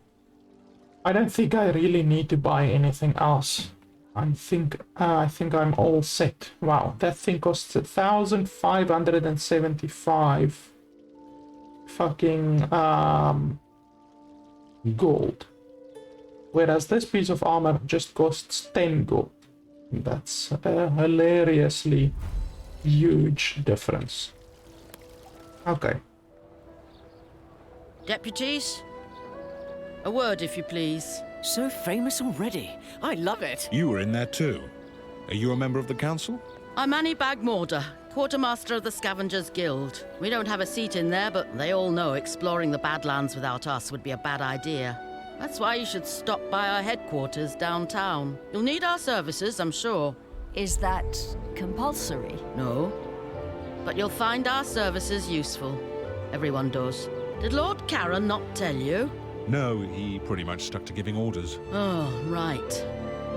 Anyway, we offer plenty of help and advice to beginners like you. We are grown-ups, you know.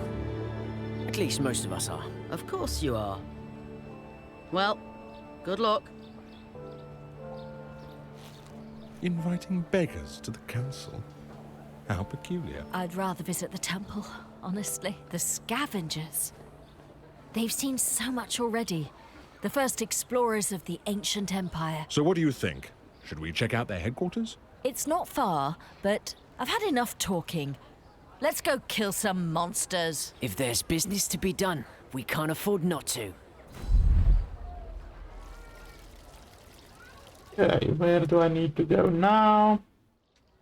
Quick shopping. Near a merchant, you can find a quick shopping interaction. This bypasses the discussion to instantly open the interface. Okay. So where do I need to go? Over there.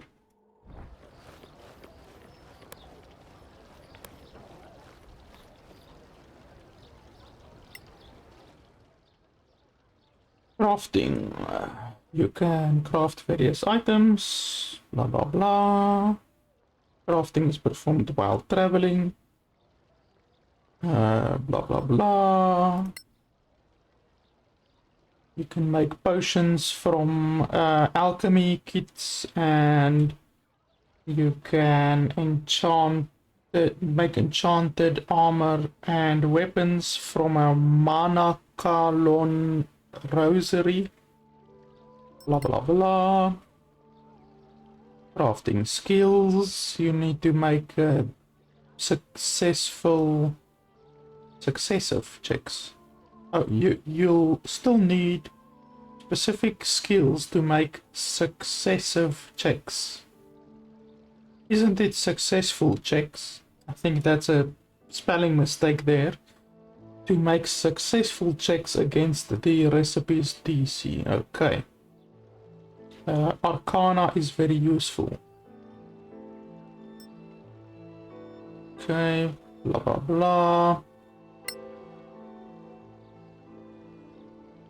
Okay, blah blah blah once again. And more blah blah blah. And one last little bit blah blah blah. Hello, how may I help you? What do you sell here? Mostly potions for heroic adventurers like yourselves. I also have recipes for customers who like to craft their own. And ingredients too. Even rare flowers from the Badlands. Come back anytime. I'm almost always open. Yeah, well, we are standing here in the darkness, so clearly he is running like a 24-hour shop, basically.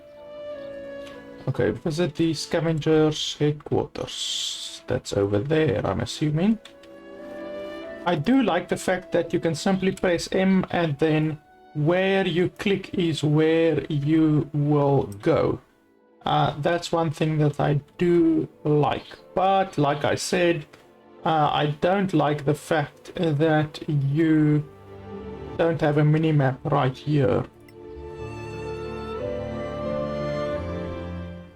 Ah, you came. You picked our curiosity. So, what exactly do you have to offer? You don't know?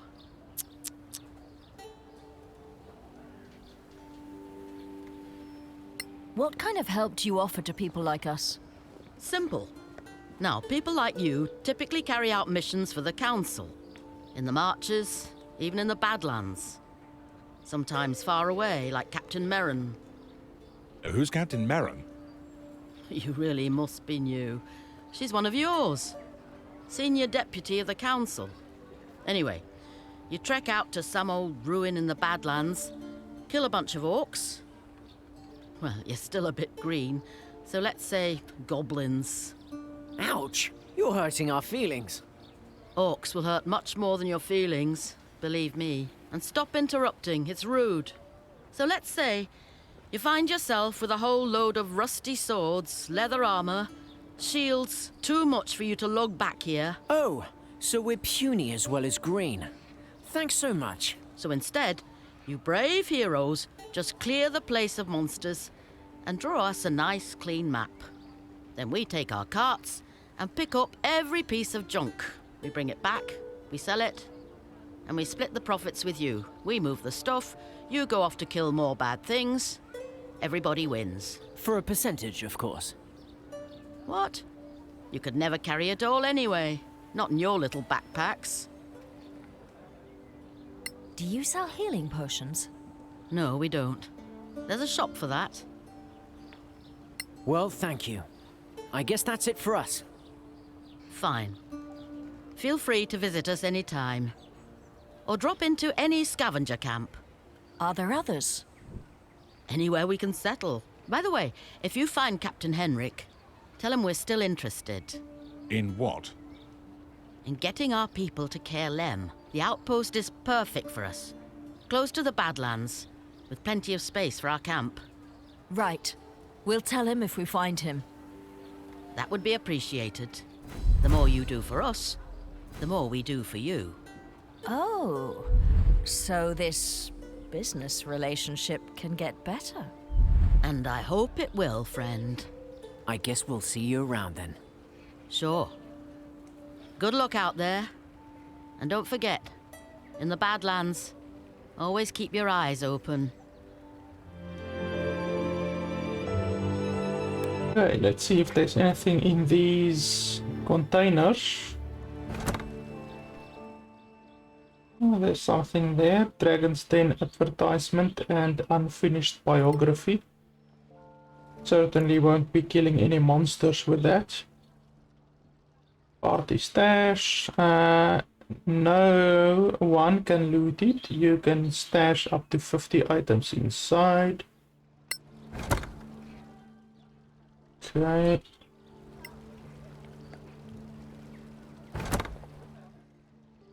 Oh, I actually unlocked that one. I didn't even realize it was locked. But okay, I got some gold and some other items out of it.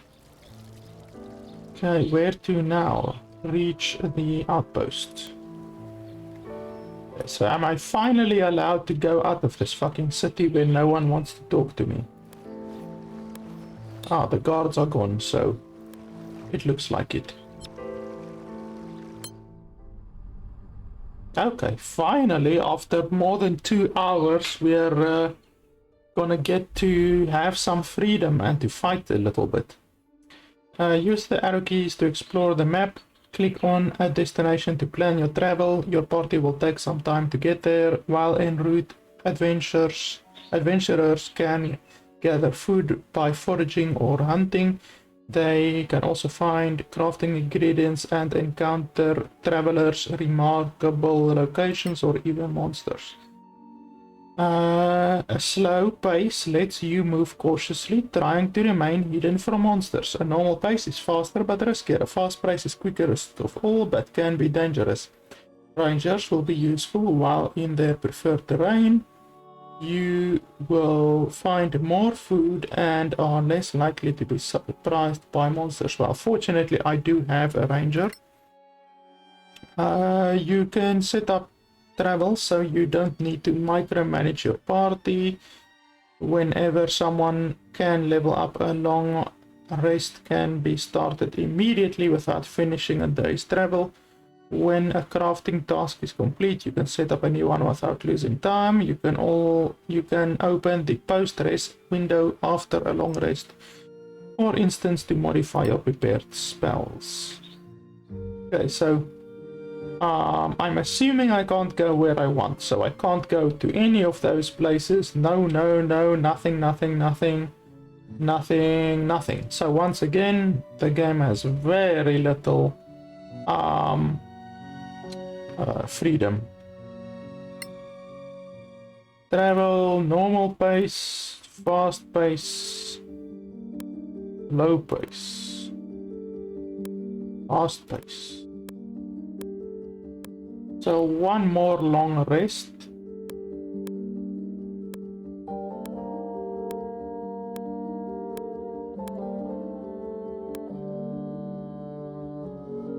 And the travel settings.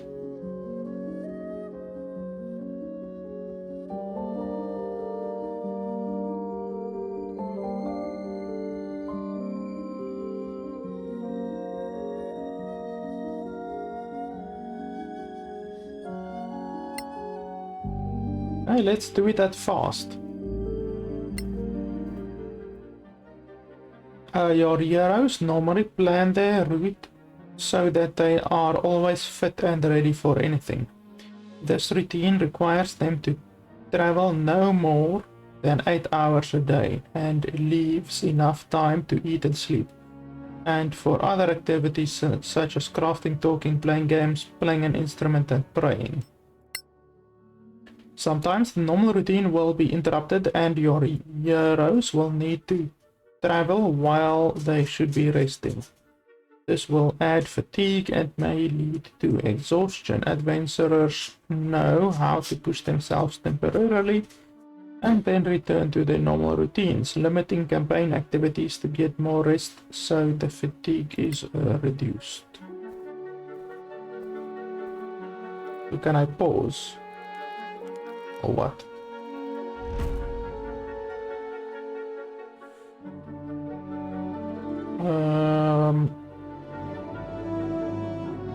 So wait, why did I stop?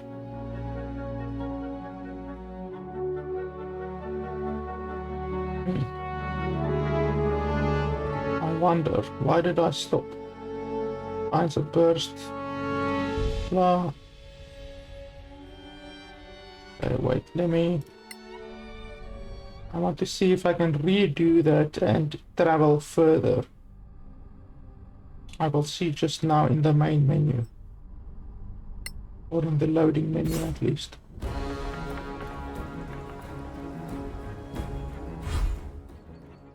Okay, surprise attack. You have been surprised while camping. Well, I don't know why I camped. You must fight off your attackers before you can leave. Having been surprised, you cannot take any action during the first turn of the battle. You don't hold back your spells. Oh, don't hold back your spells and powers. You will finish your long rest after the battle, so you can put all your strength into this fight for survival.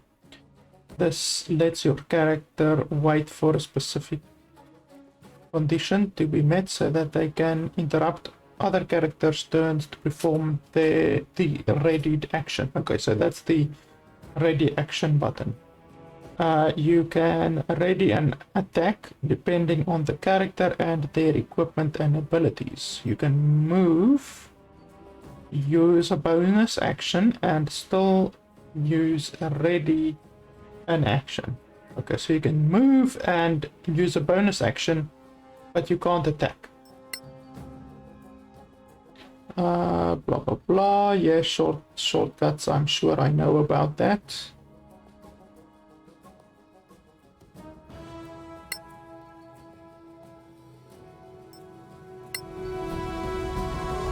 Okay, so let's load.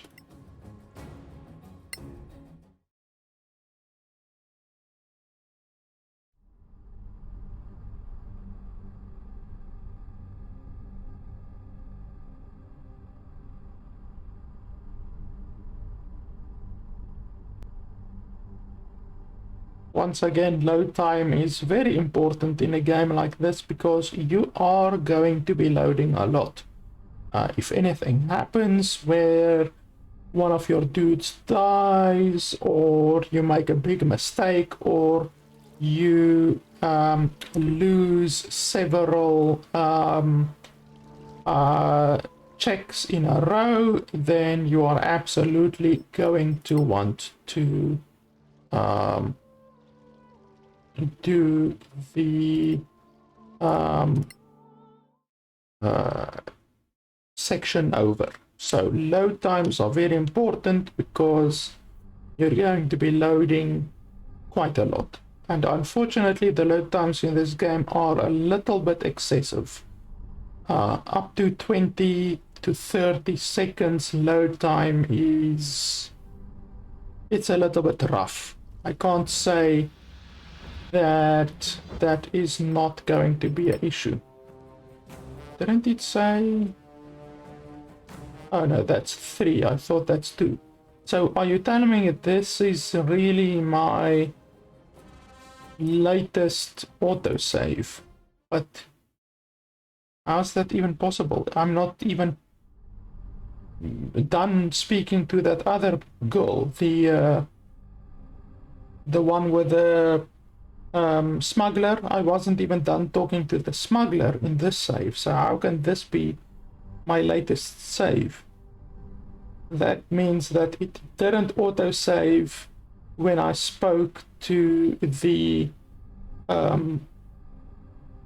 potion vendor, and it didn't autosave when I spoke to the this one either. No. So that's pretty fucking ridiculous. That's like an easy 5 minutes wasted. Easily. Look, it didn't even save when I talked to this guy. It didn't save when I talked to that guy. It didn't save when I talked to that girl at the top. Hello. That's pretty ridiculous. We should go. So it's just another thing that I don't like about the game. The autosave system really needs to be bumped up quite a lot. Because right now it's pretty ridiculous. Losing 5 minutes of progress simply because the autosaving system is lacking is not a good showing at all.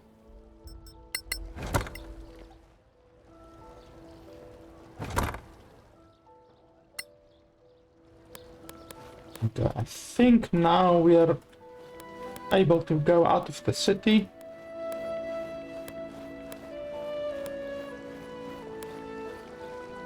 Okay, let's just save, since apparently we have to think for the game. The game can't think for itself. Yes. Now we have to go through another loading screen.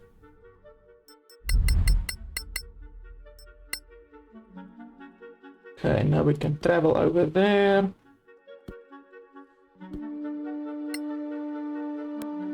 We can select fast again. What does that say? 36 miles a day at the expense of stealth and perception.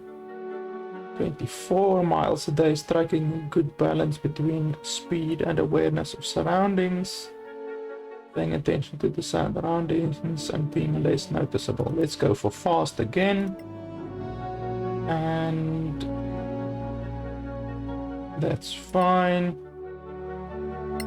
There we go.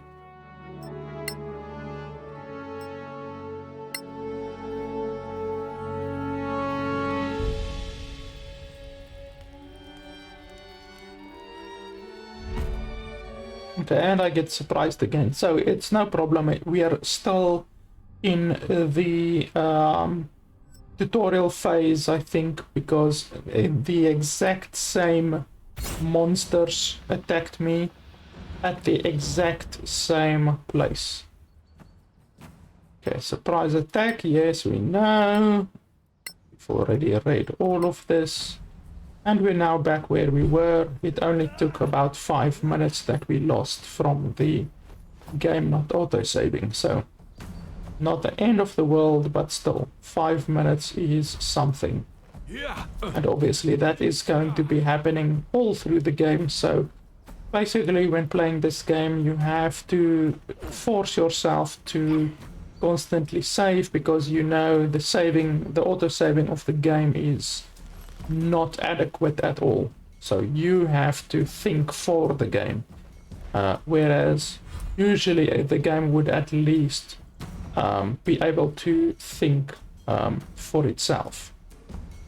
So this is my ranger, so I can't move away right now, but I can maybe attack him from behind a little bit. Let's see. Can I move over there and then still attack? I think I will be able to.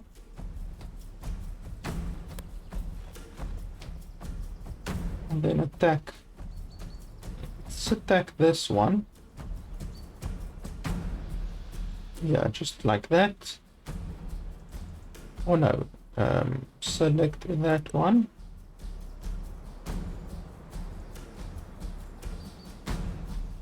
And then attack.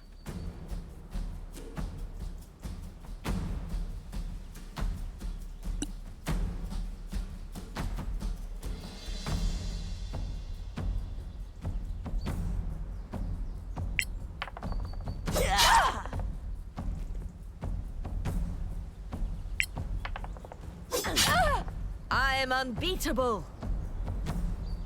Hey, that's not too bad.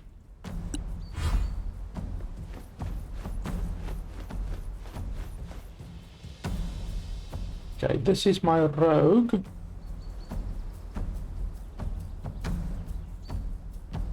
It sucks that I can't select which one I want to attack with when I want to attack with him.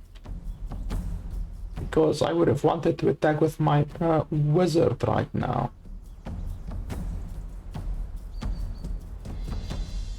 Okay, so let's attack that one from the back.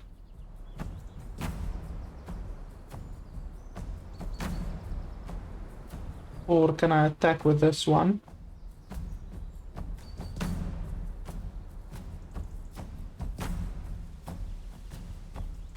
Yeah, I think let's attack that one. Well done. And then we can move over here and attack this one. No. And then just move over there. Oh, for fuck's sakes, I didn't see the attack of opportunity that was going to happen. But okay, it's not the end of the world.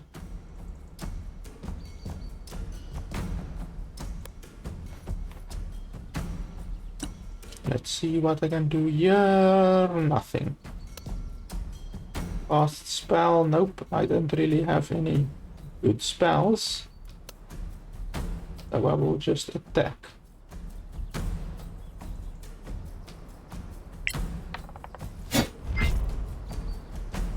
Ulrich can divine smite his target with additional damage by spending a spell slot.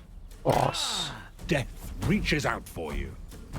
Wow, how much health does he have left? Holy shit, like nothing.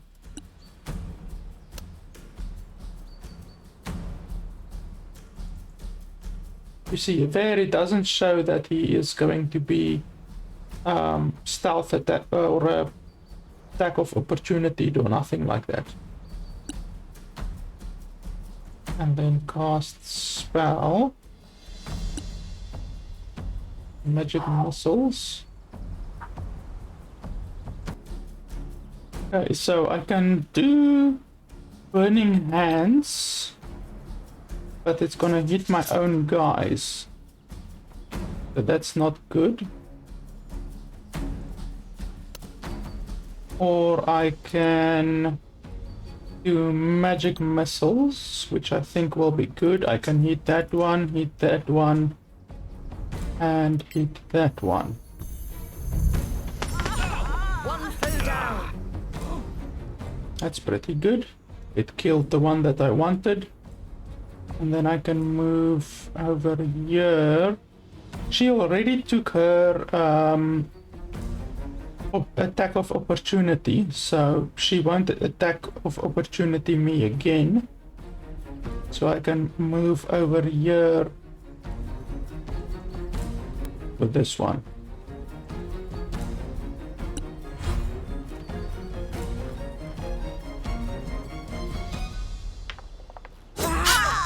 You're still in the fight, my friend.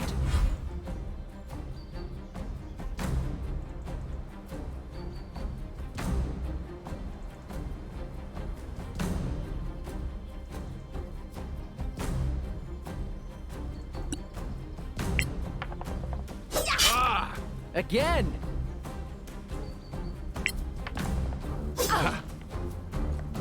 Hey, that's a dodge, unfortunately.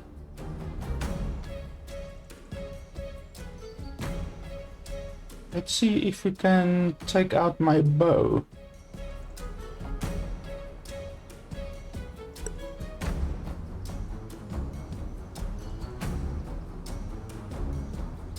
I'm not sure, like, I would have liked it if it actually showed you the amount of damage that you can possibly do. Like in XCOM, it shows you the amount of projected damage. But here, there's nothing like that. So let's shoot this one.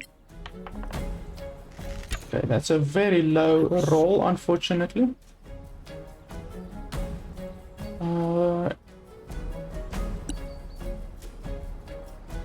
No, I can't really do anything there.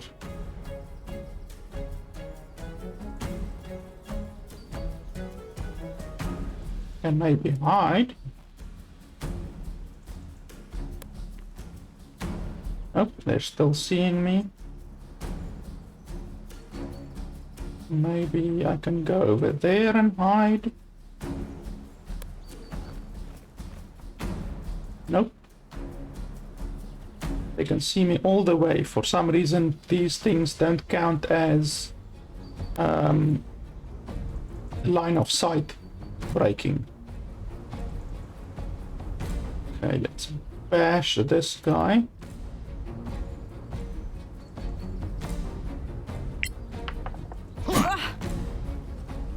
And that's a miss, unfortunately.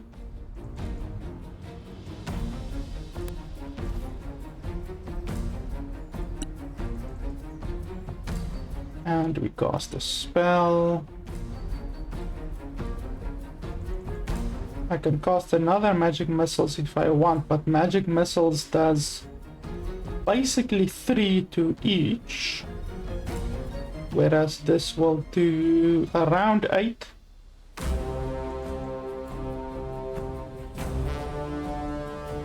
I think the Ray of Frost will be pretty good. Or I can do that. That will actually do quite a lot of damage. 3 damage. Just 3. Holy shit. Okay.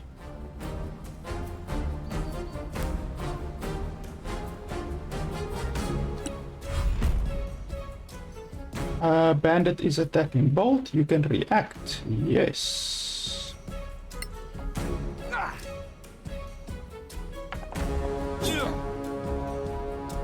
Okay, so that didn't work. Hold firm. 6 holy balls. Okay, so kill this guy. And then attack that one. You should have. Finishing your long rest after a night of attack, you can safely go back to sleep and complete your long rest. To do so, simply click on the campfire. All your characters will receive the benefit of the long rest as normal. A cleric of the Oblivion domain with peaceful rest, will not be surprised in future. Okay, well, I don't have a cleric at all. Fled. Okay, let's loot. Well, I guess loot all. I'm not sure, or what. This seems like a lot of loot. So you can carry that. Basically, I can give one of these to each of you. Wow, you can carry a lot, actually.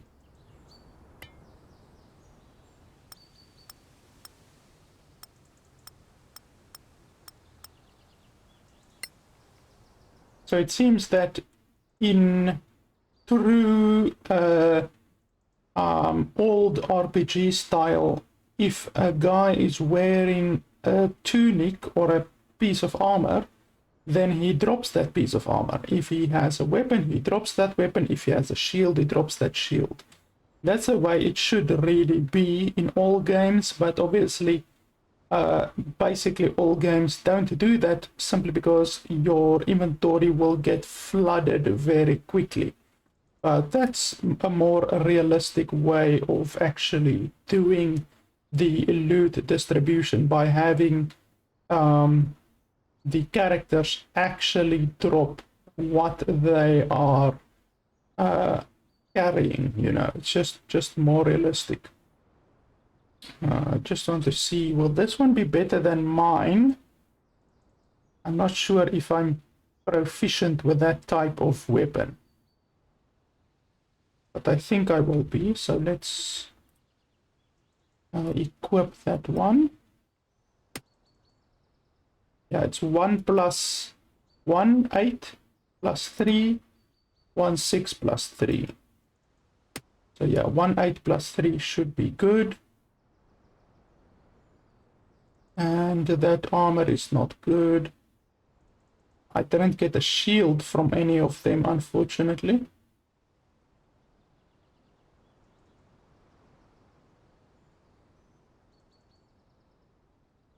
can use this bow, or a crossbow at least, but the max range is lower, the close damage is lower, basically everything on the crossbow is lower. So I'm not gonna use that.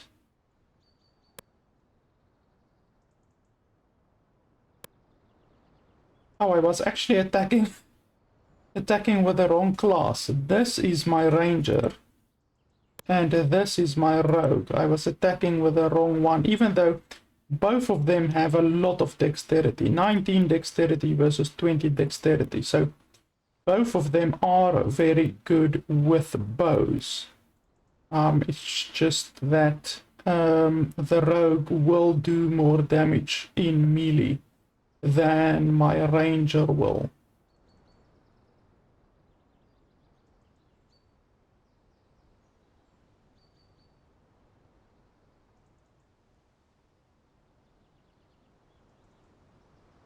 I don't think, yeah, that the rapier isn't a light weapon, so it won't be good to use the rapier with the rogue.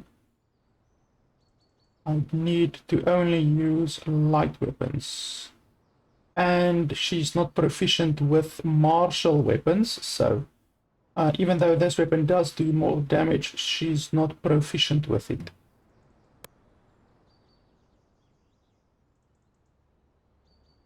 Okay, I don't really see anything else that I can equip or do around here. They didn't drop any rings or bracelets or belts or hands or capes or helmets or nothing like that. So if they did drop anything like that, then I would have been pretty happy, since then I can make my guys more powerful by equipping rings. Obviously, eventually I will have rings, belt, boots, hands, wrists, bracers, amulets, neck, head, cloak, all of that kind of stuff. So there's a bunch of stuff that I can still equip on my characters before they actually reach the quote-unquote maximum potential. I'm just looking if there's not anything that I can loot around here, but I don't see anything. So well, there's a torch that I can what do you call it, light, if I wanted to.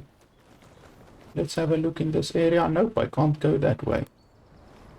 So yeah, there's nothing else that I can do, so I will just complete the long rest.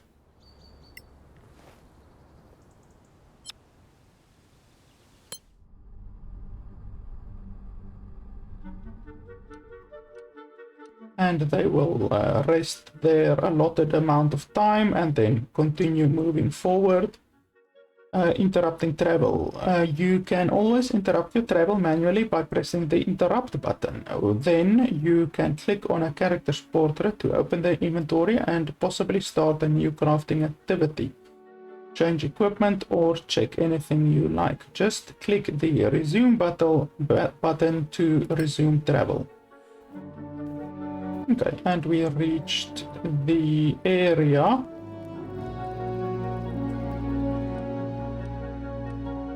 So why did they... Okay, let me just save before I start running out of time or something like that.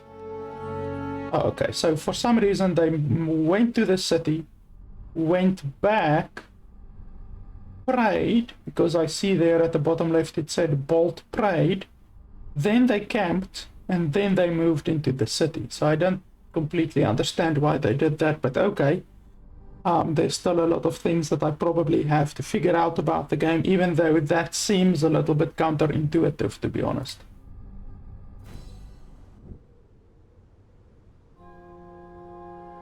So that's Kerlem. We're almost there. It's just up the hill. It's a little too quiet, don't you think? We're in the marches, so quiet can't be trusted. Quite so. We must be on our guard.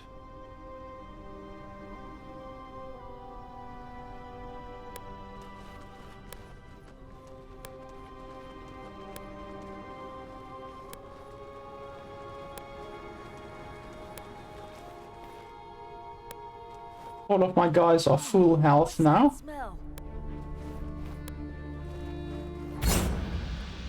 Wow, that actually scared me. That was a very loud noise in my ears.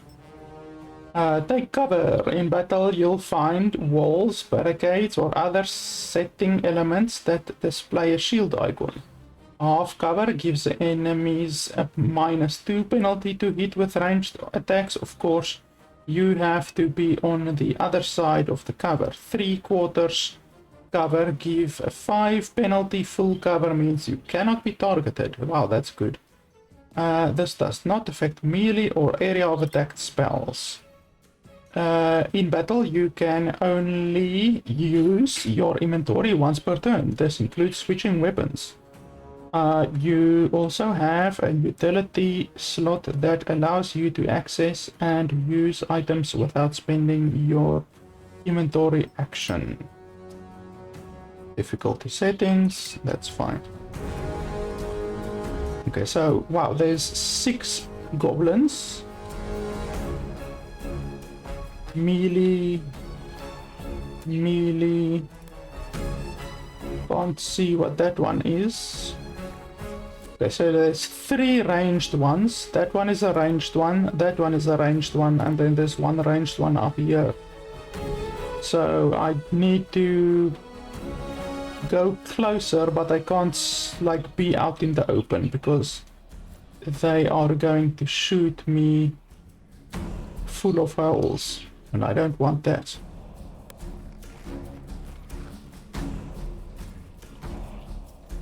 Okay, let's see, can I shoot him? Wow, I can even shoot that one way at the back. Obviously, this isn't XCOM, so it doesn't show you the percentage of chance to hit him, but I am assuming that the further away someone is, the more difficult it will be to hit them, but I'm only assuming that, to be honest.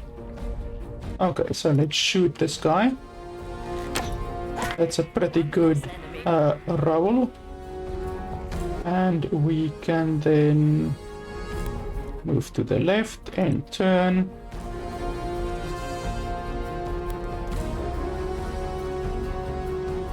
With this one as well, we can switch to the bow.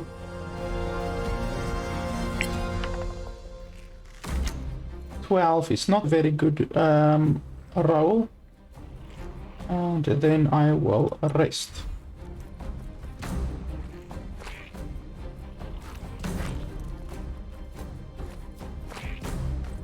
Wow, they can actually jump down the fucking mountain. I don't expect that. Well, you're the mage. So, you can actually attack him.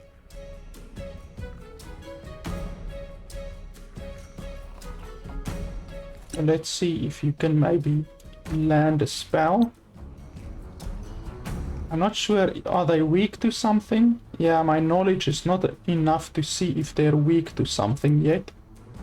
I have to kill more of them in order to see that.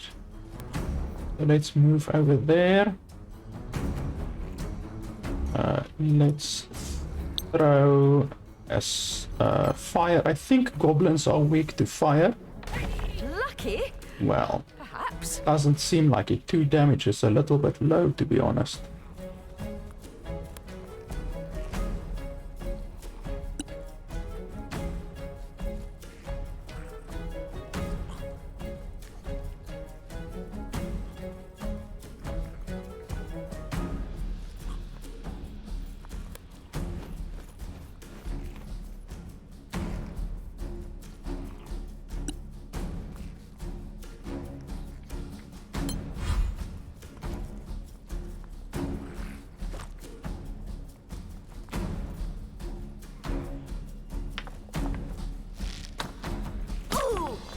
Wow, he actually hit the fucking one in the back for 6 damage.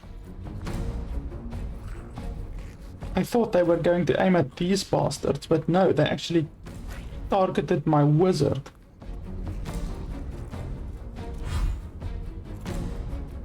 That was unexpected.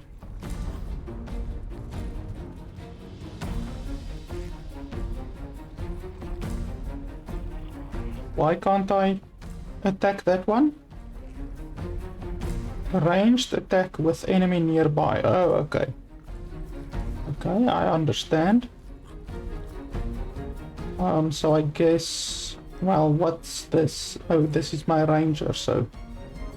Unfortunately, I'm gonna have to switch weapons, but it's not the end of the world.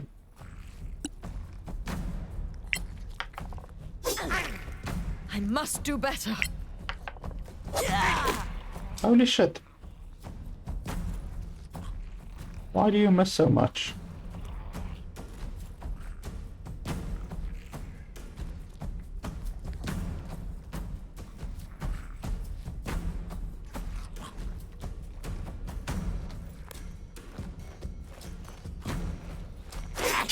Oh fuck, I forgot about the attack of opportunity. Let's see if I can quickly load again. What time is it? Well, I lost about 3 minutes, 4 minutes then. But it's not the end of the world. Let's see. It's a good a time as any to test the autosave system. Does the autosave system save each and every turn like in XCOM, or does it save like, I don't know, after each battle or something ridiculous like that? And it seems that it saves after each battle, so yeah, it's definitely not like XCOM in multiple ways, and that's not good. But yeah, that's life, I guess. Not all games can be as good as XCOM, I guess. So we will just do that battle over quickly. It wasn't too deep. We went too deep into the battle. Shoot that one. That's a good roll. Touché. And then I can move more forward if I wanted to.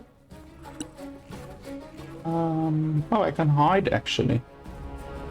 That'll be fun.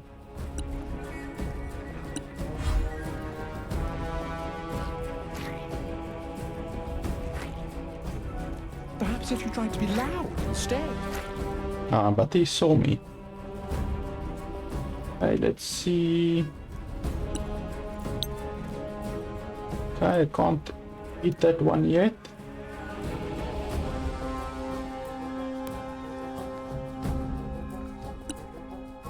So he's not weak against fire. Let's try the Ray of Frost. I trained hard for this. Still 2 damage.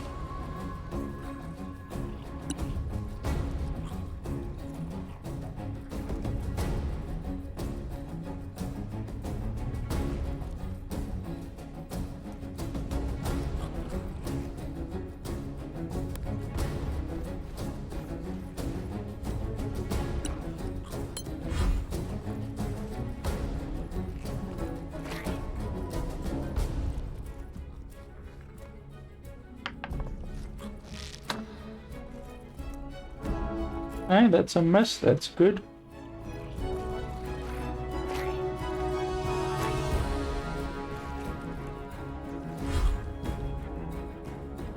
Okay, now it's this bastard right in front of me once again.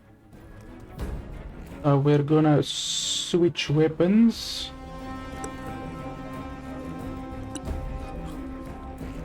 Can I backstab this guy actually?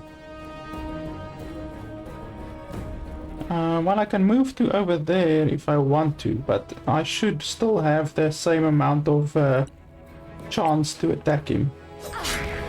Bend the knee or perish. Okay, that's good, even though I would have wanted the 9 damage attack to be the first attack, not the second attack.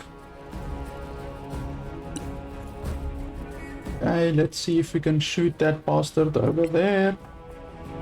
That's a low attack, but it killed him still, that's good. And then we can simply move one to the left. Actually, let's move over here. No, that's fine.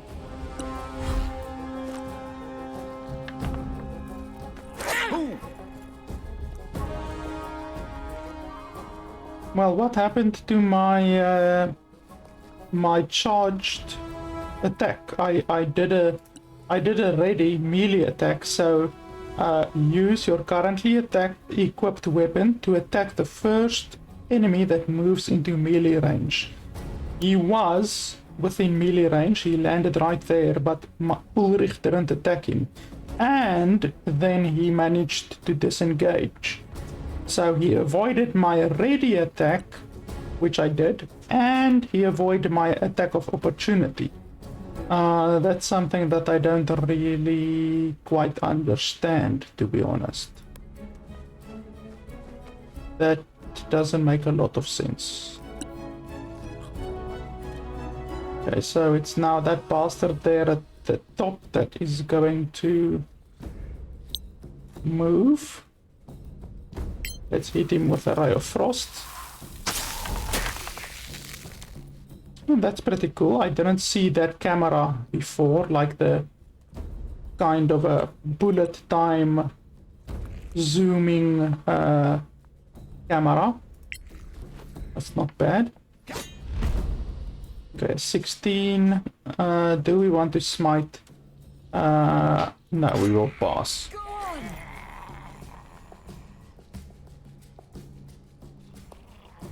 And we will move to here.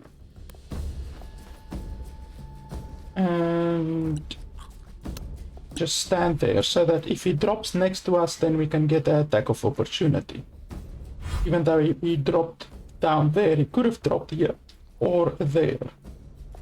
We will swap weapons. Shoot him. Next time. Wow, I rolled a 1. That's ridiculous.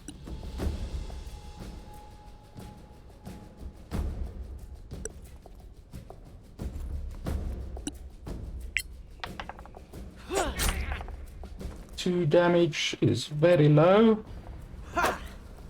You're just lucky. And a miss. So it's up to Mr. Fireballs to finish this guy off. I think which one doesn't miss? This one can't miss. So select 3 targets. You can select each target multiple times. Okay, that's good. So he will definitely be dead. Death claims you.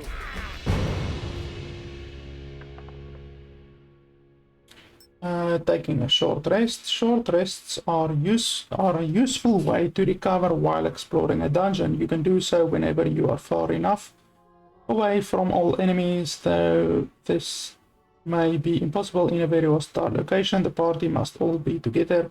Short rest is a period of downtime of 1 hour in which characters do nothing more strenuous than eating, drinking, and reading and tending to wounds. After a short rest, characters can spend hit dice to recover hit points. Heroes have 1 hit die per level. Once they are spent, they need a long rest to get them back. You can spend all or part of your hit dice after a short rest. Other abilities may be recovered while taking a short rest according to the character's class and level. Okay, well, I'm not gonna get a short rest because I didn't get a single hit, so.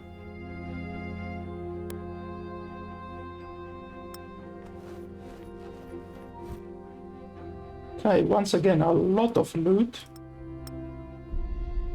You take 1 weapon.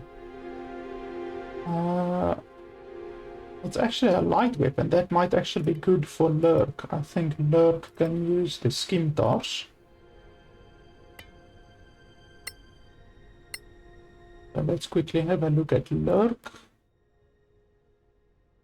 I think the scimitars will be better.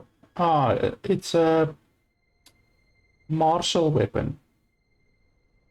And she's not good with martial weapons. So even though it's a light weapon, she needs to be efficient with, or proficient with, light weapons. Okay, I understand.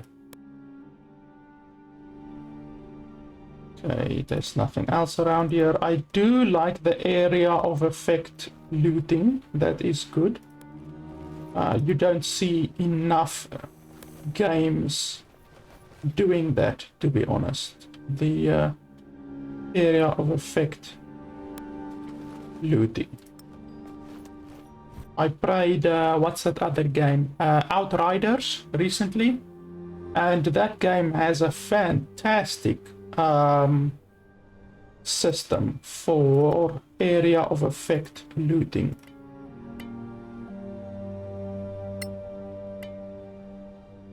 So why can you loot certain items and the others can't? Are they simply out of the way or what?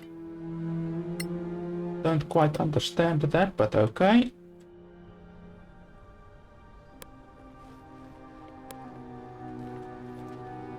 I know kids who do that faster. Kids who do what faster? And that one we will make 6. So yeah, I do actually like the graphics. The graphics is quite good. I don't know what engine they used here, but it's a nice engine. It doesn't look nearly as good right now as it does in the cutscenes, obviously. I think the cutscenes probably have some pre-rendering or post-rendering active, like many games do in the dialogue cutscenes. Like for instance, Witcher and the Assassin's Creed games have post-rendering in the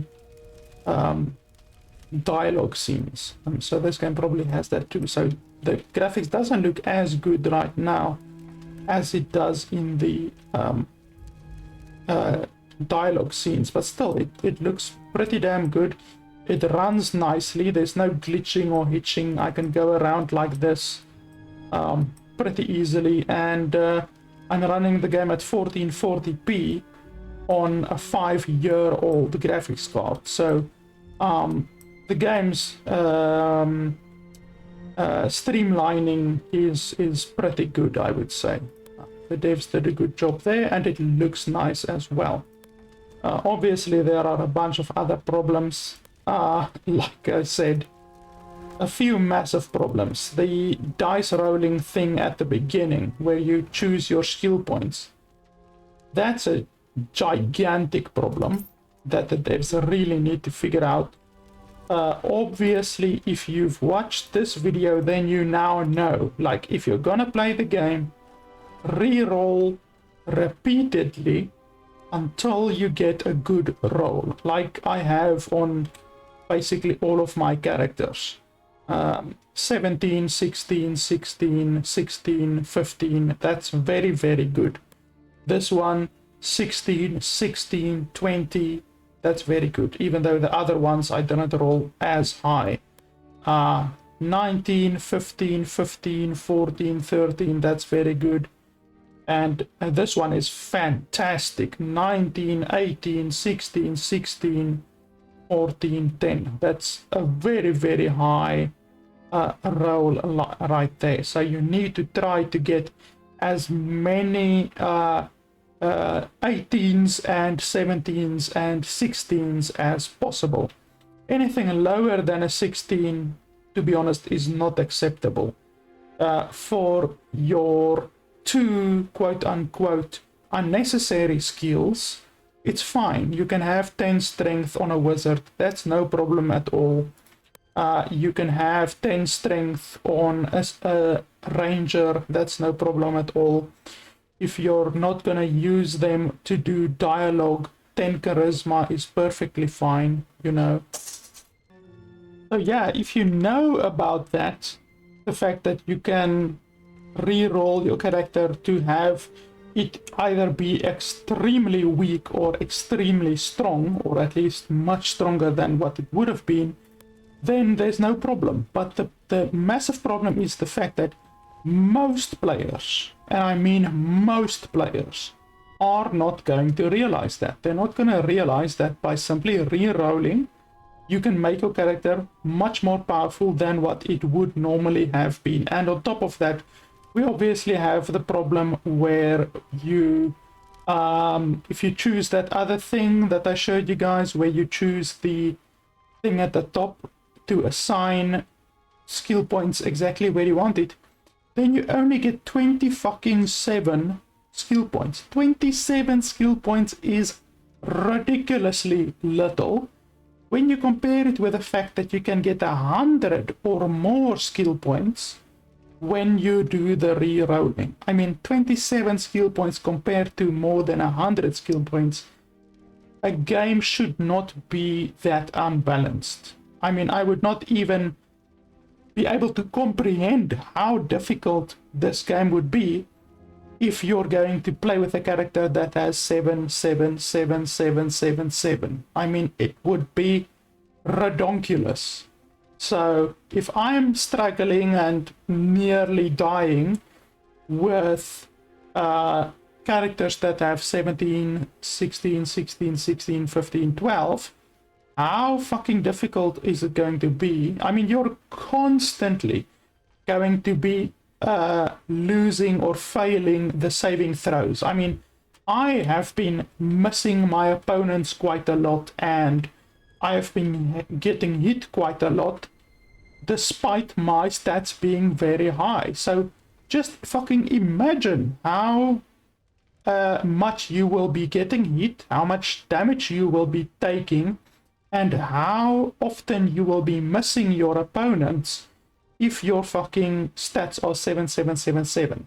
That's just, it doesn't even bear thinking about how ridiculously weak your party will be if you have that. So yeah, that's just really another problem. There's a few other little problems that I told you guys through the course of the video, like the fact that you don't have a proper mini-map. This thing is pretty fucking useless. I mean, look at that. It shows you where your objective is, and that's all. That's literally all it does. It shows you in what direction your objective is. This map is nice. I really like this map. I like the feel. It's basically this map, like, except it's zoomed out. So it's literally this map that you see right here, except it's zoomed out. So you can very easily see where you need to go and all of that, you know. And I really like the feature where you can simply click on a place and your guys run over there. So you can click there and you guys run over there. That's a really, really cool feature, to be honest. But geez, guys, I don't know. I don't see how this game could cost $40. I'm just really not seeing it. The massive two problems right at the beginning are really a game breaker for me. There's two other problems which I mentioned during the video. I can't remember them now, but those are really two quite big problems as well. And it would simply mean that I personally wouldn't be able to justify paying $40 for this game. Maybe if you get the game for $25, maybe $30, I would be able to say, yeah, sure, this game is worth it. But I don't know. I can't justify someone paying $40 for this game when another game, like for instance Divinity Original Sin 2, you can get for less. And I mean, Divinity Original Sin 2 is exactly this game. It's a turn-based RPG game where you have a party of people. It's an open world game. This game isn't even open world so far. I mean, sure, later on it might improve a little bit, but right now it's not open world at all. I mean, Divinity Original Sin 2 is like under $20. I recently saw it for $10, even though I'm pretty sure that was a very good sale, but you can get it for under $20 these days. So why would you pay $40 for a game like this, which honestly I'm struggling to see why it costs $40, and on top of that it does have problems. Why would you pay that amount of money when you can get arguably the best turn-based RPG, party-based RPG ever made for under $20? Why would you even consider paying $40 for this game when you can get that game for $20? It just doesn't make sense. So I don't know. I personally would not recommend that you pay $40 for this game. I simply don't see this game costing $40. I don't see how it could be worth $40. There's too much wrong with the game. The devs have made too many mistakes. Mistakes which I am very surprised that their playtesters didn't bring forward to them, or their playtesters did bring those issues forward to them and they simply didn't care about it. They simply, I don't know, released the game, didn't care about it, didn't have the money to fix it, didn't have the I don't know, didn't have the time to fix it. Maybe they were under time constraints or something like that, but I just don't see how this game is better than a game like Divinity Original Sin 2, and it costs twice what Divinity Original Sin 2 costs. You can compare this game with Baldur's Gate 3 as well. Baldur's Gate 3 is better than this game, but Baldur's Gate 3 costs $60. So Baldur's Gate 3 is even more expensive than this game, but Baldur's Gate 3 is not yet released, and Baldur's Gate 3, like I say, is a better game, so it does have the right to charge more money than this game. This game does have the levels, the created levels, but Divinity Original Sin 2 as well has created levels. And once again, it costs half what this game costs. So once again, the fact that this game has created levels doesn't mean much, because there are other games just like this game, turn-based, party-based RPGs that also have community-made levels and stuff like that, you know, community-made content. So I just don't see how this game can cost $40. If you can get this game for $20, $25, yeah, sure, then I can go ahead and say that the game would be worth it, you know.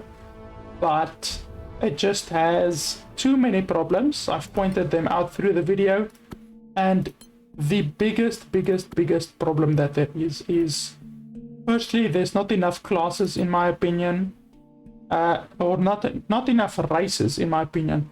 Classes, these classes are fine. It's basically a melee character, and then ranged. That's fine. 3 ranged characters, 3 melee characters is fine, but the races are too few races, that's for certain. And then the biggest problem by far is this thing right here.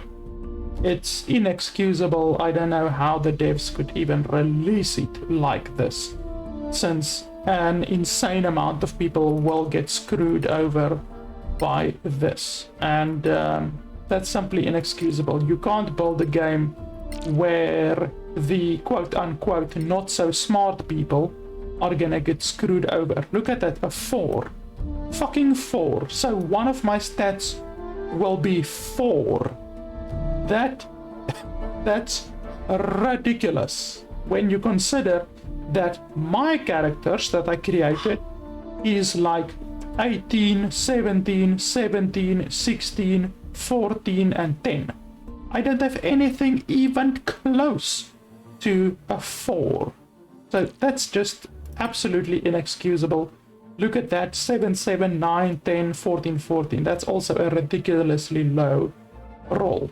And it's not even to consider how weak your character will be if you build your character using the points pool. So yeah, I can't excuse this. And apart from that, the devs were pretty damn lazy, in my opinion, with not including more classes, which honestly I think would not have taken that much designing. You just basically need to tell your art people, your art department, to create some new models. It's not like a game-breaking amount of programming that needs to be done in order to make new classes. The skeletal rigs are already there for the characters. You can simply take the skeletal rig from a human or a high elf and add it to the skeletal rig of an orc or something like that, you know. So it's not brain surgery to just create a few more classes. Just put a little bit more effort into your bloody game. And that's not even to talk about the hair and the fact that they simply copied the hair from the females on top of the males. That's another problem. So yeah, my opinion of the game, it's not a bad game. I might be playing the game a little bit more in the future, but right now I simply can't say that the game is worth $40, and that is the point of my review. My point of the review is to tell you, is the game worth $40 or not? And it simply isn't worth $40. It might be worth $20 or $25, absolutely, because then you can compare it to worse games that are $20 to $25, even though, like I said, Divinity Original Sin costs $20 on GOG right now. In fact, $18 on GOG. So I can't even come close to recommending a $40 game that is worse than arguably the best party-based, turn-based RPG ever made, that costs half the price of this one. And that's really the long and the short of it. So yeah, guys, I will play the game more. If my opinion of the game changes, then I will release another review and I will update my review. But as it stands right now, I can't recommend that you pay $40 for this game.